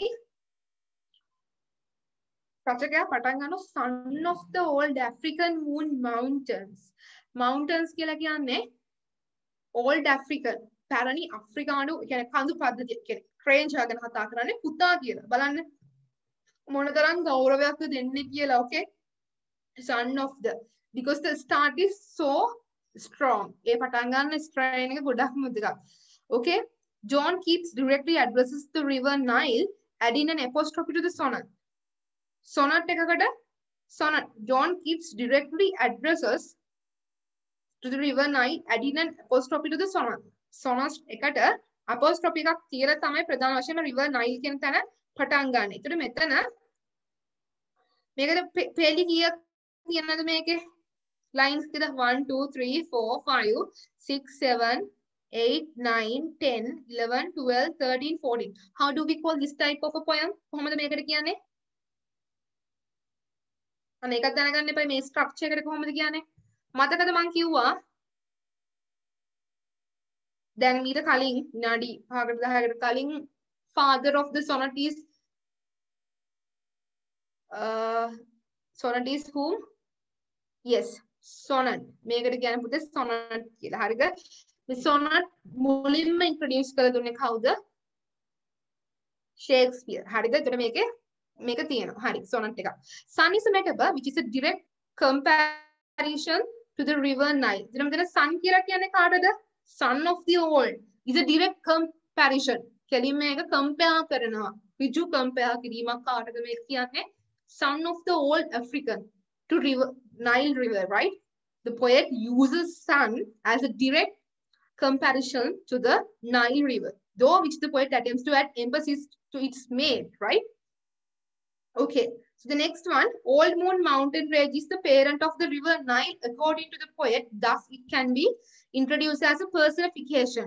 එතකොට මේ කියන විදියට son of the old African moon mountains. එතකොට මෙන්න මේ old moon mountains කියන එකනට මේ parenthood එකක්. ඒ කියන්නේ නිකන් kind of a අපි කියන්නේ අර කියන්නේ කියනවා මෙයාගේ තාත්තා තමයි කියන්නේ parenthood එකක් දෙනවා. අන්න ඒ වගේ දෙමව්පියෙක් හරි අපි කියන්නේ give kind of a respect. හරිද? Chief of pyramids and crocodiles. Chief of pyramids. What do you know about pyramids? මොනවද pyramids ගැන දන්නේ? අයි මේ pyramids කියලා ප්‍රධාන සහ crocodiles කියලා chief lu. What do you mean by that one?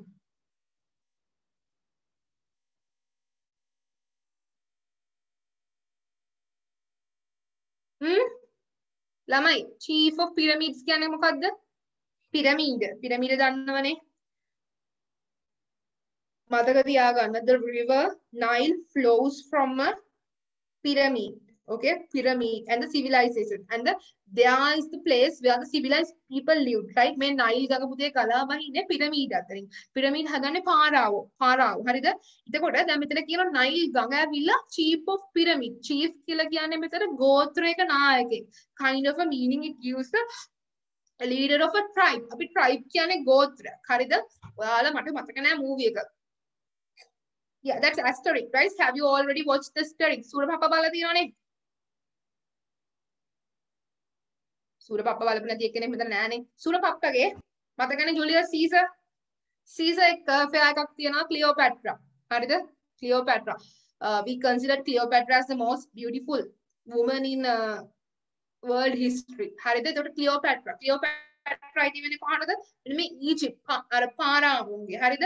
එතකොට kids කියනවා Nile, you are the chief of the pyramid and the crocodiles, and river what's the meaning of the crocodile? Crocodile means kimbulano. Okay, so crocodile, using crocodile, the poet wants to suggest the river Nile is a place where lot of crocodiles are. Okay, crocodiles are ගොඩක් හිටපු තැනක් කියනවා. අනිත් එක the Egyptian setting is created through the visual images pyramid and crocodile. අර ප්‍රධාන වශයෙන්ම pyramid කියන concept එකට අපිට කියනවා පුතේ ප්‍රධාන වශයෙන්ම මෙන්න මේ කියන වචන දෙකෙන් pyramid crocodile. හරිද? අර pyramid එක අපේ ඔළුවේ මෑවෙන මොකද්ද ටෙක්නික් එක? What's the technique used by kids here? Yes? Visual image. Yes, very good. That's visual imagery. Okay. We call you fruitful at the same time. What do you mean by fruitful? සාමාන්‍ය මොකද පිට fruitful කියන්නේ?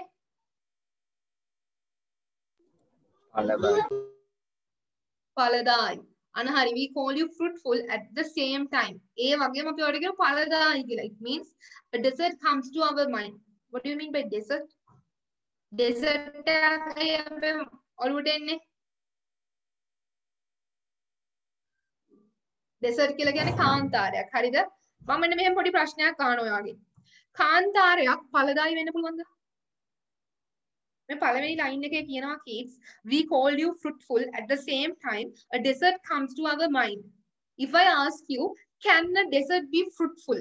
Dessert එකක්. මුකුත්ම හැදෙන්නේ නැති කාන්තාරයක්. මොකද ඒක පාරාවෝ දැන් ඔයාලා මං කිව්වා වගේ ඇස්ටරික්ස් මූවි එක බලලා තියෙනවා නම් හොඳට දකින්න ඒ කියන්නේ මේ පිරමිඩ්ස් හැදලා තියෙන්නේ ඝන වැලි කඳු පිරිච්ච ප්‍රධාන වශයෙන් මේ වගේ කාන්තාර ස්වරූපයේ පරිසර පද්ධතියක. හරිද?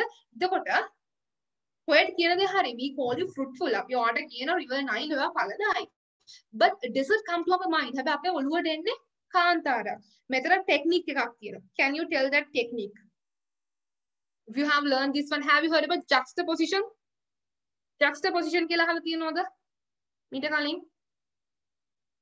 Juxtaposition. No. No. What do you mean by juxtaposition?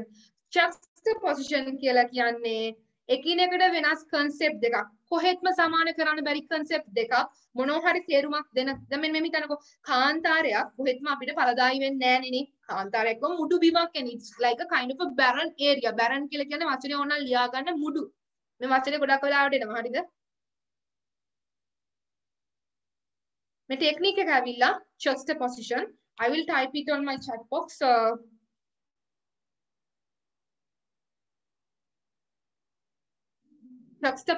Juxtaposition කියන්නේ එකිනෙකට වෙනස්. දැන් මෙන්න මේක ගන්නකො කාන්තාරයක්. ඇත්තම කතාව පළදායි වෙන්නේ නැහනේ. කාන්තාරය කියන්නේ මුඩු බිමක්. කාන්තාරයට අපි එදා ඉඳන් ලේබල් ගැහුව concept එක මොකද්ද? barren. barren කියන්නේ මුඩු කියන අදහස. ඒක පළදායි වෙන්න බෑනේ පුතේ. ඒ කියන්නේ එකිනෙකට කොහෙත්ම ගැලපෙන්නේ නැති concept දෙකක්. මොනවා හරි යම් කිසි තාත්වික අදහසක් දෙන්න යොදා ගන්න නම් ඒතර කියනවා juxtaposition. Okay? Juxtaposition.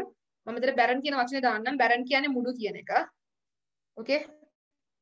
barren land. barren land කියලා කියන්නේ වගා කරපු නැති මුඩු බිමකට. හරිද?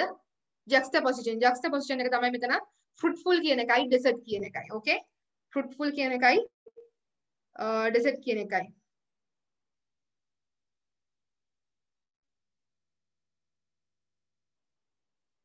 ටීචර් මට මැසේජ් එන්නේ නෑනේ.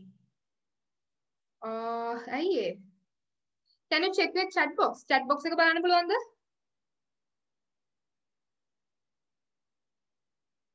wait. ඉස්සෙල්ලත් එතකොට ආවේ නැද්ද?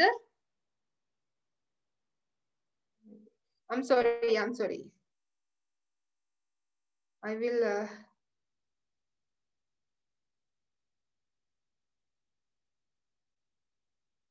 Can you see now?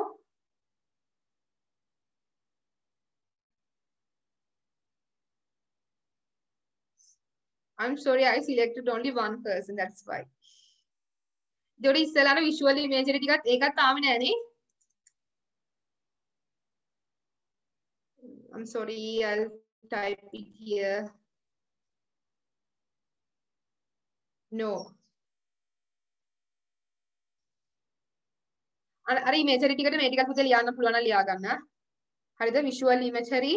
දැන් පේනව නේද අරුවින්?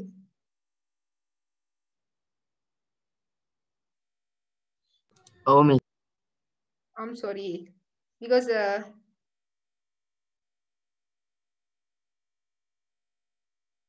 thank you for telling that.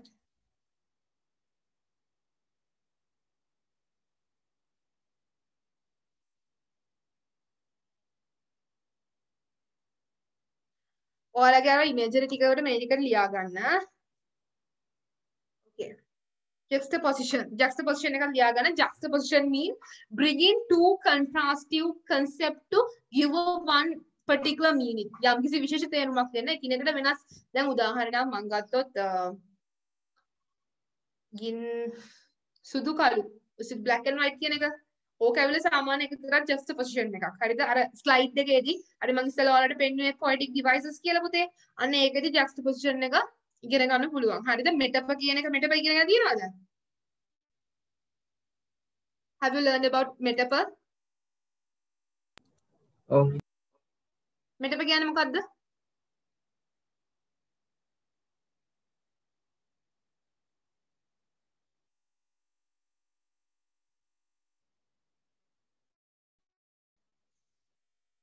metaphor කියන්නේ මොකද්ද?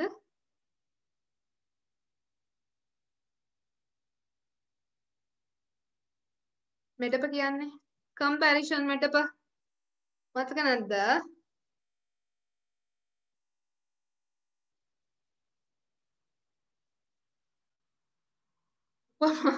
yeah. Metapamine upama. Okay. Metapamine upama. Don't worry about it. Okay. Metapa කියන්නේ උපමා පුතේ. ඊට පස්සේ simile කියන්නේ. Sorry. Simile කියන්නේ උපමා.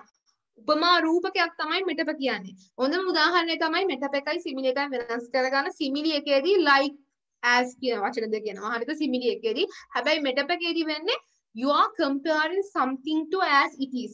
යම් කිසි දෙයකට ඒ විදිහටම අපි උපකල්පනය කරනවා. ඒකට උපමාව කියන්නේ simile උපමා රූපකය කියලා කියන්නේ මෙටප. ඔය දෙක ටිකක් වෙනස්. උපමාවක් යොදා ගන්නට හොඳට මතක තියාගන්න when we use in a simile you have to use the two words like දැන් මම මෙහෙම කියනවා her face is like a moon ඇගේ වත මොකද්ද කියන්නේ වත පුර හඳක් වගේ කියන එක තමයි මම කිව්වේ her face is like a moon හඳක් වගේලු moon වගේ කියන අදහස දෙනවනේ හරිද අන්න ඒක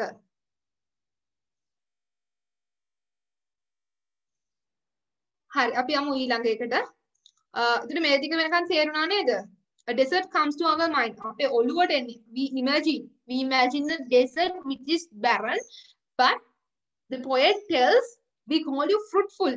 අපි ඔයාලට නිකන් මුඩු බිමක් කියන අතරෙම fruitful කියනවා. අන්න එතකොට two contrastive concept, right? අනේක පුතේ juxtaposition කිව්වේ. Feeder of the dark nation since the world began. ඔන්න මෙතන කතා කරන්නේ it talks about the civilization. If you have learned about the civilization, we had certain civilizations like Nile civilization, then Indo-European civilization, Indo-නිම්න ශිෂ්ටාචාරය තිබ්බා. ඊට පස්සේ Nile කියන්නේ ඊට කලින් උදාහරණයක් තමයි Nile ශිෂ්ටාචාරය ගැන කතා කරොත් ගොඩක් වෙලාවට Nile ශිෂ්ටාචාරය හිටපු මිනිස්සු they are more creative than the other civilized people, right? Because even for today, it's like a secret how they constructed about that pyramids. අදට සීගිරිය ඇතුළට පුතේ වතුර සීගිරිය කියන්නේ ලොකු ගලක්. හරිද? අදට අභිරහසක් කොහොමද සීගිරියේ බලනකොට සීගිරිය අපි ලංකාවේ මිනිස්සු කොච්චර දියුණුවද කියන නම් මම මේ විශේෂ පරිබාහිර දේවල් නෙවෙයි කතා කරන්නේ. මේකට සම්බන්ධ කරලා කතා කරන්නේ. If you have been to Sigiriya, you saw how the water is pumped to up the Sigiriya, right?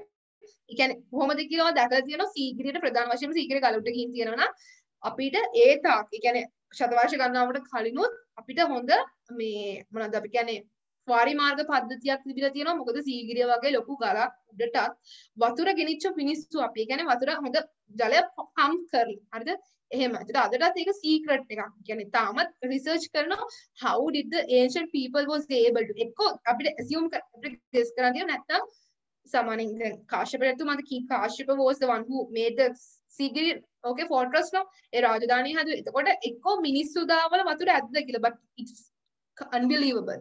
Okay even for like in the පාරාවෝ අදටත් පාරාවෝන්ගේ වැදගත්ම දේ තමයි මම මේ civilization එක ගැන කතා කරනකොට කතා කරන්නේ feeder of the dark nations. Why did they use the dark nation? Because Egyptian people they are like us, they have a kind of a black complexion. ඒගොල්ලන්ගේ හැම සාමාන්‍යයෙන් අපි කියන්නේ අර foreigners ලා වගේ දැන් European peoples ලා වගේ white color එකක් නෙවෙයි like the African kind of African people if you have seen their skin color is dark, right? So අන්නේ ඒ අදහස් තමයි feeder of the dark nations. ඒ කියන්නේ dark nations කියලා කියන්නේ අඳුරු ජනතාවගේ පෝෂකයා උනේ ඔබ යන්නේ වගේ අදහසක්. Since the world began, it talks about the Nile civilization, right? They have talked about the Nile civilization. Then again, are you really fruitful? Or do you charm such a people to honor you who tired with the hard work? What is the technique used here? Are you really fruitful? මේ question එකට අපි කියනවා එක මේ මොන question කියලා අපි කියන how do we call that question? Yes? How do we call that question? Have you learned about rhetorical question?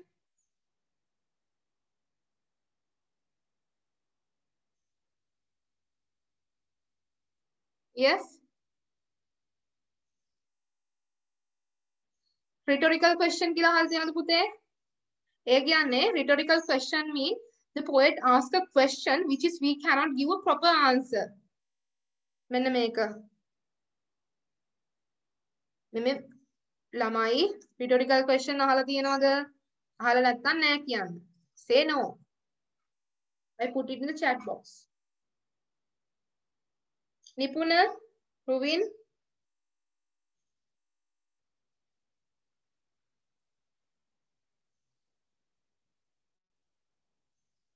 Guys, can you hear me? Can you? Hello? Yes, Nipuna, you have put a thumbs up in. You have heard it before, right? Isala ahal tiyena. Is it?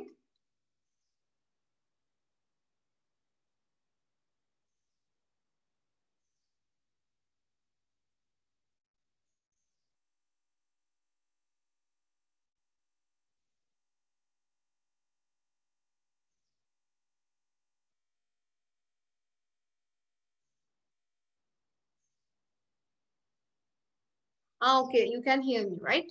Hari, with the rhetorical question කියලා කියන්නේ if the poet asks a question but we cannot provide a proper answer. ඒ කියන්නේ ප්‍රධාන වශයෙන්ම ප්‍රශ්නයක් ඇහුවම අපිට poet අහනවා are you really fruitful? ඔබ ඇත්තටම ඵලදායීද? ඔබ ඇත්තටම ප්‍රයෝජනවත්ද? හැබැයි අපිට උත්තරයක් දෙන්න බෑ. කියන්නේ poet ප්‍රශ්නය අහනවා that the audience, that the readers cannot answer, give a proper answer. හරි උත්තරයක් දෙන්න බැරි. Okay, that's what we call a rhetorical question. A question which cannot be expected a proper answer, right? අන්න ඒ වගේ අවස්ථා තියෙනවා පුතේ. හරිද? So, or do you charm such people to honor you who tired with hard work? Or Ruvin had missed, no? Okay, එහෙම නැත්නම් කියනවා or do you charm, do you happy such people to who honor you tired with hard work? So you can see here, it gives the, according to Keats, it provides the details about the hardest and the pathetic life of the Egyptian people. ඒ කියන්නේ මේ මිනිස්සු ගැන ඔබට ගෞරව කරන, ඔබට ගෞරවයක් දෙන මේ මහත් බර වැඩත් එක්ක හැප්පෙන මිනිස්සු ගැන ඔබට do you charm? Are you satisfied කියලා අහන්නේ. හරිද? ඒතර මෙතන අපිට වැදගත් දෙයක් තියෙනවා. Okay, while the poet is talking about the civilization, he talks about the people also. Though he focuses about the concept nature, you can see he gives us some background details of the people or the civilization. Okay, civilization එක ශාරය පිළිබඳව නැත්නම් මෙහි ඉන්න මිනිස්සු සම්බන්ධයෙන් ඔහු අපිට යම්කිසි විස්තරයක් දෙනවා. හරිද? නිපුණ, am I clear to you?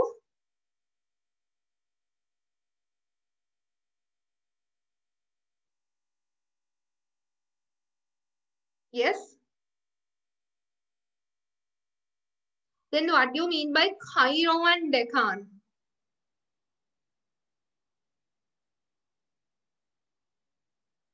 Cairo and I think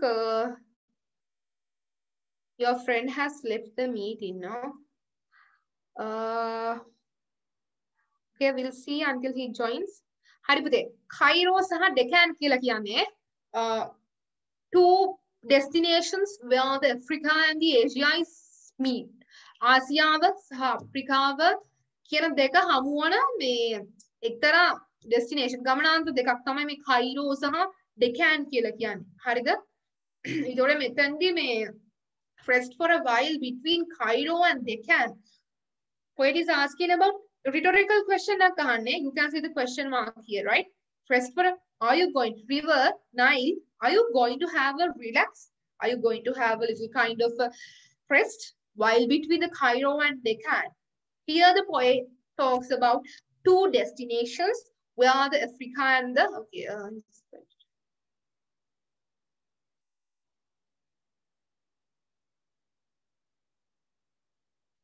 okay, we'll wait for Win joins.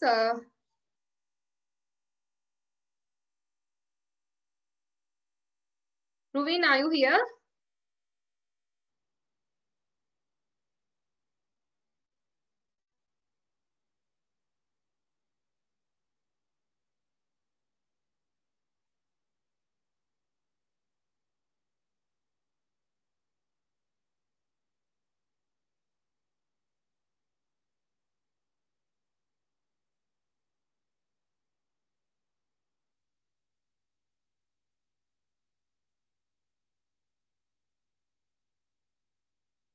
Okay, Ruvin, you suddenly missed the part. Okay, I'm going to again. Okay, Rubin, here. Are you really fruitful? We were talking about the rhetorical question. අපි කතා කර කර හිටියේ rhetorical question ගැන පුතේ. Rubin, rhetorical question ගැන අහලා තියෙනවද?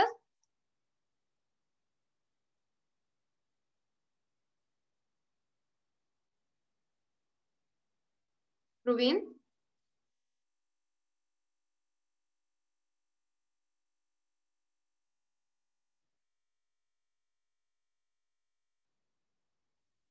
මතක නැහැ. Okay, Rubin. What do you mean by a rhetorical question is if a poet asks a question, if the readers or the audience, I mean the readers, cannot give a proper answer, we called it rhetorical question. ඒ කියන්නේ රචකයා දැන් මෙතන අහනවා are you really fruitful? ඔබ ඇත්තටම ඵලදායීද? ඔබ ඇත්තටම ප්‍රයෝජනවත්ද කියලා. ඒතර මෙතනදී එයා අහන මේ ප්‍රශ්නෙට පුතේ අපිට හරි විසඳුමක් දෙන්න බෑ. ඒ කියන්නේ අන්න ඒ වගේ. ඒ කියන්නේ poet ask a question with the answer is not expected. හරිද? උත්තරයක් බලාපොරොත්තු විය නොහැකි ප්‍රශ්නයක් අහනවා නම් අන්න ඒකට කියනවා rhetorical question. මතක තියාගන්න ළමයි ගොඩාක් තැන්වල ගොඩක් poets use කරන ටෙක්නික් එකක්. හරිද? question mark එක තිබ්බ පරිදි හැම එකම rhetorical question එකක් වෙන්නෙත් නැත් කියලා මතක තියාගන්න. එතකොට මේක ගොඩාක් තැන්වල අහනවා. හරිද? ඔයාලගෙන් paper එකේ එහෙම දීලා quotation එකක් දීලා අහන්න පුළුවන් line එකක්. What is the technique used by the poet here, right? Then you have to answer. It's a rhetorical question. සහ rhetorical question එකේ effect එක අහනවා පුතේ. effect එක අහනවා කියලා කියන්නේ they are asking how this rhetorical question is involved to emphasize the theme. ඒ කියන්නේ කොහොමද මේ rhetorical question එකෙන් මේ කියන දේ අවධාරණය කරන්නේ. ඒතකොට rhetorical question එකකදී සාමාන්‍යයෙන් අපි rhetorical question එකක් use කරන්නේ to showcase the uncertainty. යම් කිසි දෙයක uncertainty කියලා කියන්නේ නිශ්චිත නොවන කියන තේමා කියන්නේ නිශ්චිත නොවන භාවය ඔප්පු කරන තමයි මෙතනදී මේ rhetorical question එක පැත්තකින් use කරන්නේ. හරිද? එතකොට such people to honor you මෙන්න මේ line එක මම කියන්නේ who tired with hard work rest to revive between Cairo and Deccan. Okay? එතකොට මේ අහන්නේ මොකද්ද? Cairo and Deccan කියන්නේ මොකද්ද පුතේ?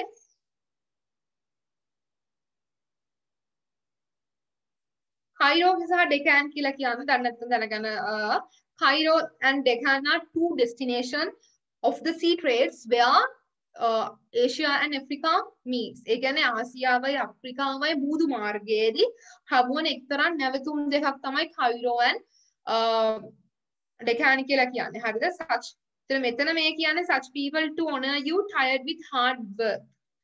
such people කියන්නේ මේ river Nile එකට ප්‍රධාන වශයෙන්ම ඔබ සතුටු වෙනවා. charm කියලා කියන්නේ මෙතන satisfied. Are you satisfied from the honor you are giving the tired people who are doing the hard work? ඒ කියන්නේ සාමාන්‍යයෙන් මහන්සි වෙලා වැඩ කරන මේ it gives a kind of a information, background information of the people who are in the Nile civilization. Nile civilization එකේ හිටපු මිනිස්සු ගැන ප්‍රධාන වශයෙන්ම අපිට එක්තරා විදියක detail විස්තර සපයනවා. හරිද? ඒකට ඔයා satisfy වෙනවද කියලා අහනවා. ඊට තමයි rest for a while between Cairo and Deccan. Oh, our vague notions may be wrong. They must be. This ignorance that makes useless waste of all except. What is that? Oh, our vague notions may be wrong. මොකද්ද පුතේ vague කියලා කියන්නේ සාමාන්‍යයෙන්? What do you mean by vague?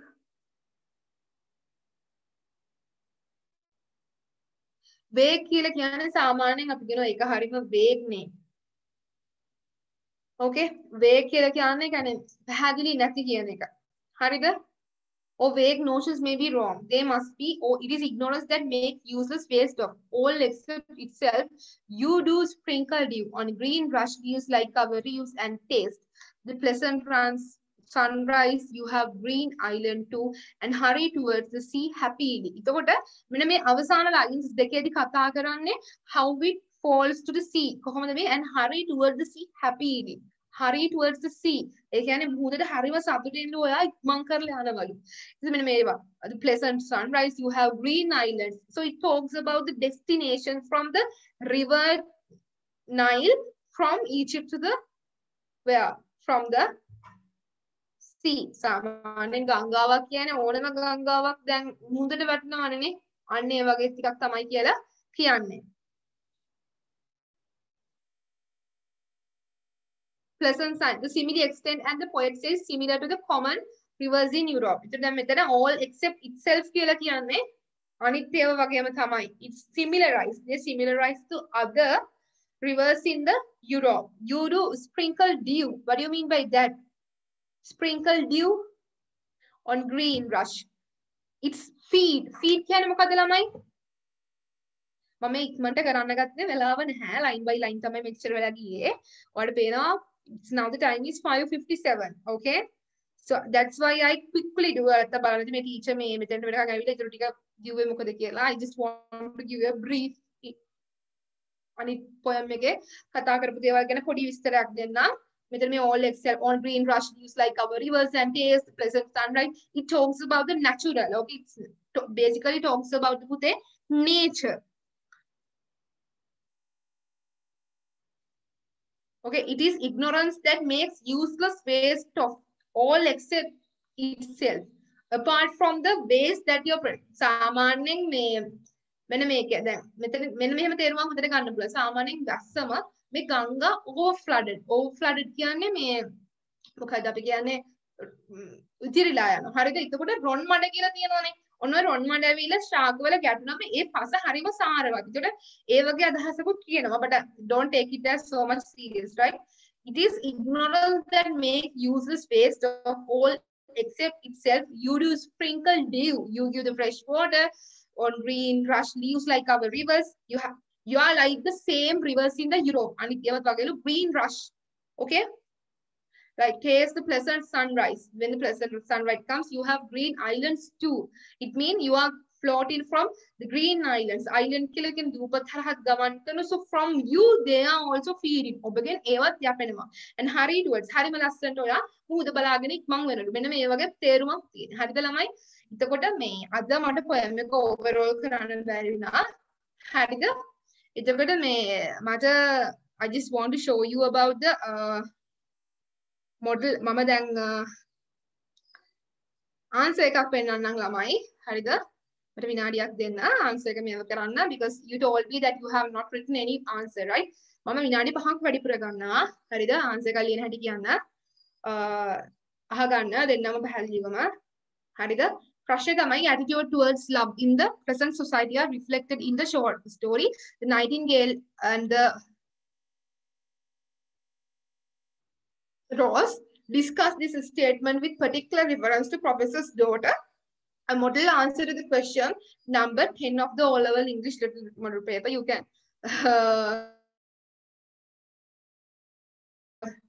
yes, they have. I have taken this from a site. Okay, on the site they got there. Nightingale and the Rose, a famous short story by Oscar Wilde, is an onslaught upon the Victorian tendency undervalue ideas that used to reinforce the moral. මතක තියාගන්න වැදගත්ම දේ තමයි answer එකක් පටන් ගන්නකොට you have to depict about the writer and the extract. ඔයා මොකෙන්ද මේක ගත්තේ කියන එක සහ ඒක ලියපු කතුවරයා ගැන විස්තර කරන්න. ඊට පස්සේ පොඩි විස්තරයක් කරන්න overall සමස්තයක් විදියට මොකක්ද මේ poem එකෙන් කියන්නේ. ඊට පස්සේ දැන් මෙතන කතා කරන්නේ attitude towards love in the present society. වර්තමාන සමාජයේ ආදරය ගැන තියෙන ආකල්ප ගැන. එතකොට in the Nightingale and the Rose, young girl is the daughter of the professor and the object of the student's affection. Although Wilde does not describe the girl physically, the story teaches us much about her character. She does not appreciate the true meaning of love as we see.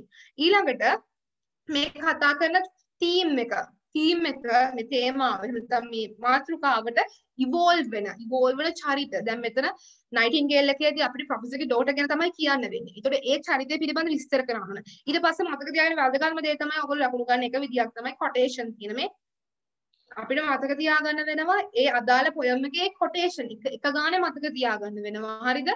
ඔයාලට ලකුණු ගන්න පුළුවන්. ඊට පස්සේ අන්නේ quotation එක මෙතන this quote also demonstrate two more of the girl's character traits.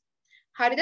මොකද්ද girl ගේ character එක ගැන කියලා විස්තර කරනවා. එතකොට දැන් සාමාන්‍යයෙන් answer එකක් ලියනකොට මෙන්න මේ structure එක.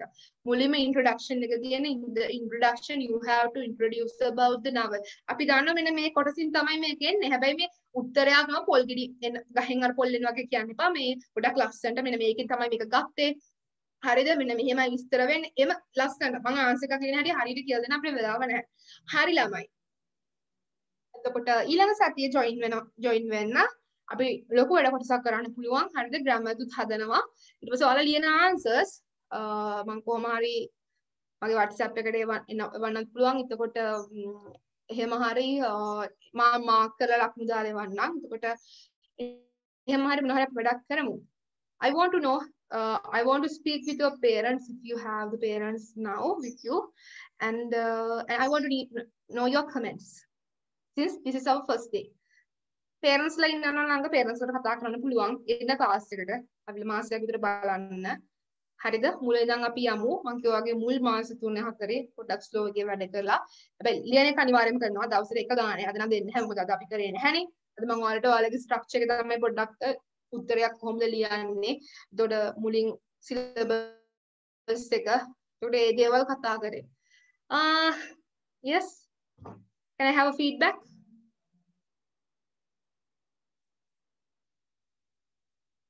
Lamai, you know the parents la, can we talk to your parents? If your parents are around with you, I can speak. So come to the class. This is fixed time. Class එකේ time එක චුට්ටක් වෙනස් කරගන්න පුළුවන් වෙයිද? 4:30 to 6:30. 4:00 වගේ. සහ ඔයාලට මොනවද තියෙන ගැටලු? අපි කතා කරමු. කවුරුවත් නැහැ.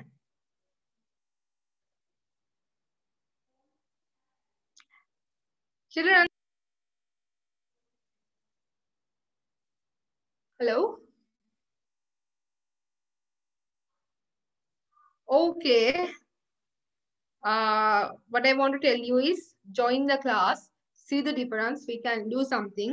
If you want to improve yourself and if you want to have a pass, join because we can work since this is virtual. We have time. Okay. So if you but have many ප්‍රශ්නයක් තියෙනවා.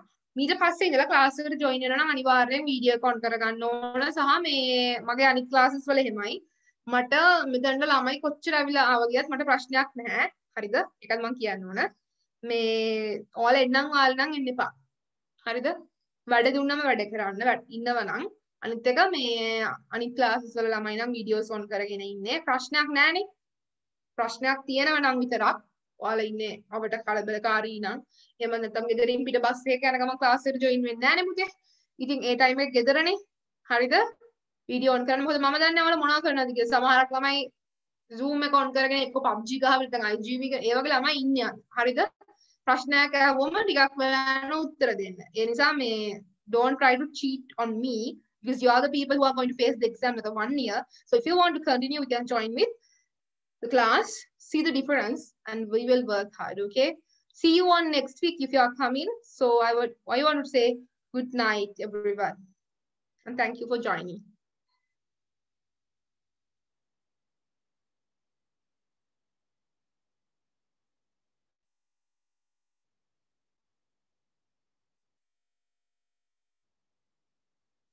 Labana Masida for 4:30. Okay, so for this month we'll continue 4 to 6. එන මේ මාසේ 4 ඉඳලා 6. And if you have other friends who are like යාළුවෝ ඉඳලා විශේෂ බය එන්න එක්කගෙන එන්න. හරිද? මොකද ඔයාලා ඉගෙන ගන්න ළමයි විදියට අපි ආත්මార్థකාමී වෙලා වැඩක් නැහැ පුතේ අනිත්තර උදව් කරන්න. මට දැන් ඒක බ්ලෙසින් එකක් විදියට ඔයාලට අනිවාර්යෙන් ජීවිතේ එනවා. හරිද? සමහරක් ළමයි ඉන්න ක්ලාස් එකට එක්ක නෑ මට විතරයි. නමුත් ඒක වෙන්න එපා. Don't be selfish, right? Be selfless because that will definitely come as a blessing for you in the exam. හරිද? හරි. Okay, guys.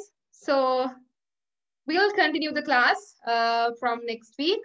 And I'll give you definitely a question to do. And also we will improve our writing. Harida? Okay.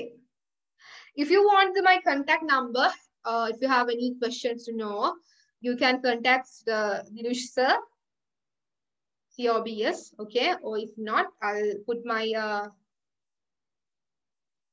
contact number here. If you have any question about we will let you know. අනේ අනිත් එක තමයි දැන් අද කරපු දේවල් නම් මම දාන්නේ නැහැ.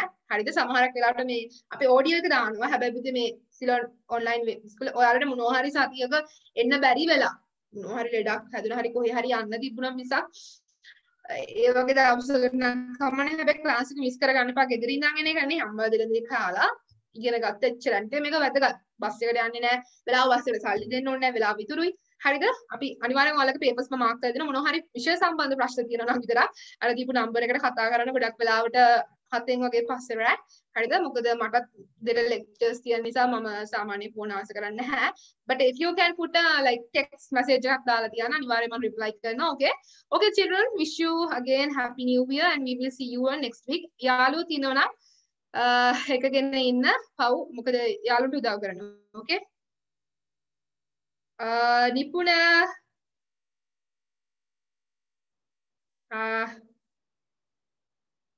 wait Nipuna number I'm sorry wait because it has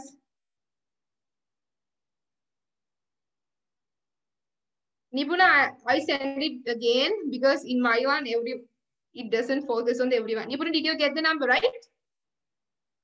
Adasiya Suhayat is Nana Asudeka. I'm Samadhi Vijayatunga. If you have any problem, just put me. I'm available. This number is available on WhatsApp even. WhatsApp पे message दाना कोड़ा hi निपुण मम student का निकलम कोई Samara के what मम reply करना है. नतंग हाथें फंसे वगे सामान्य call करना दवाल जावसे ना चुट्टा नंबर का I'm not answering. Okay, hari පුතේ එන්න class එකට ඇවිල්ලා බලන්න මාසයක් ඉන්න. අපි ඊළඟ සතියේ ඉඳන් අනිවාර්යයෙන්ම novel එක පටන් ගන්න vendor of sweets. මම vendor of sweets ගැන කතා කරන්න මෙහෙම vendor of sweets line by සමහරක් වැදගත් දේවල් chapter summary එකක් විදියට යන්නේ මොකද අපිට වෙලාව නැහැ. මම කිව්වනේ අර මුල්ම ටිකේ යනවා කියලා හරියද මුල්ම ටිකේදී අපි පටගෙන යමු. ඊට පස්සේ novel එකක් අර වචනෙට කියන්න බෑ. නමුත් මම ඔයාලව අතාරින්න දෙන්නෙත් නැහැ. අපි මේ වැඩේ කරගෙන යන්න. හරි. Thank you for joining guys. We'll see you on next week then. Bye. Good night.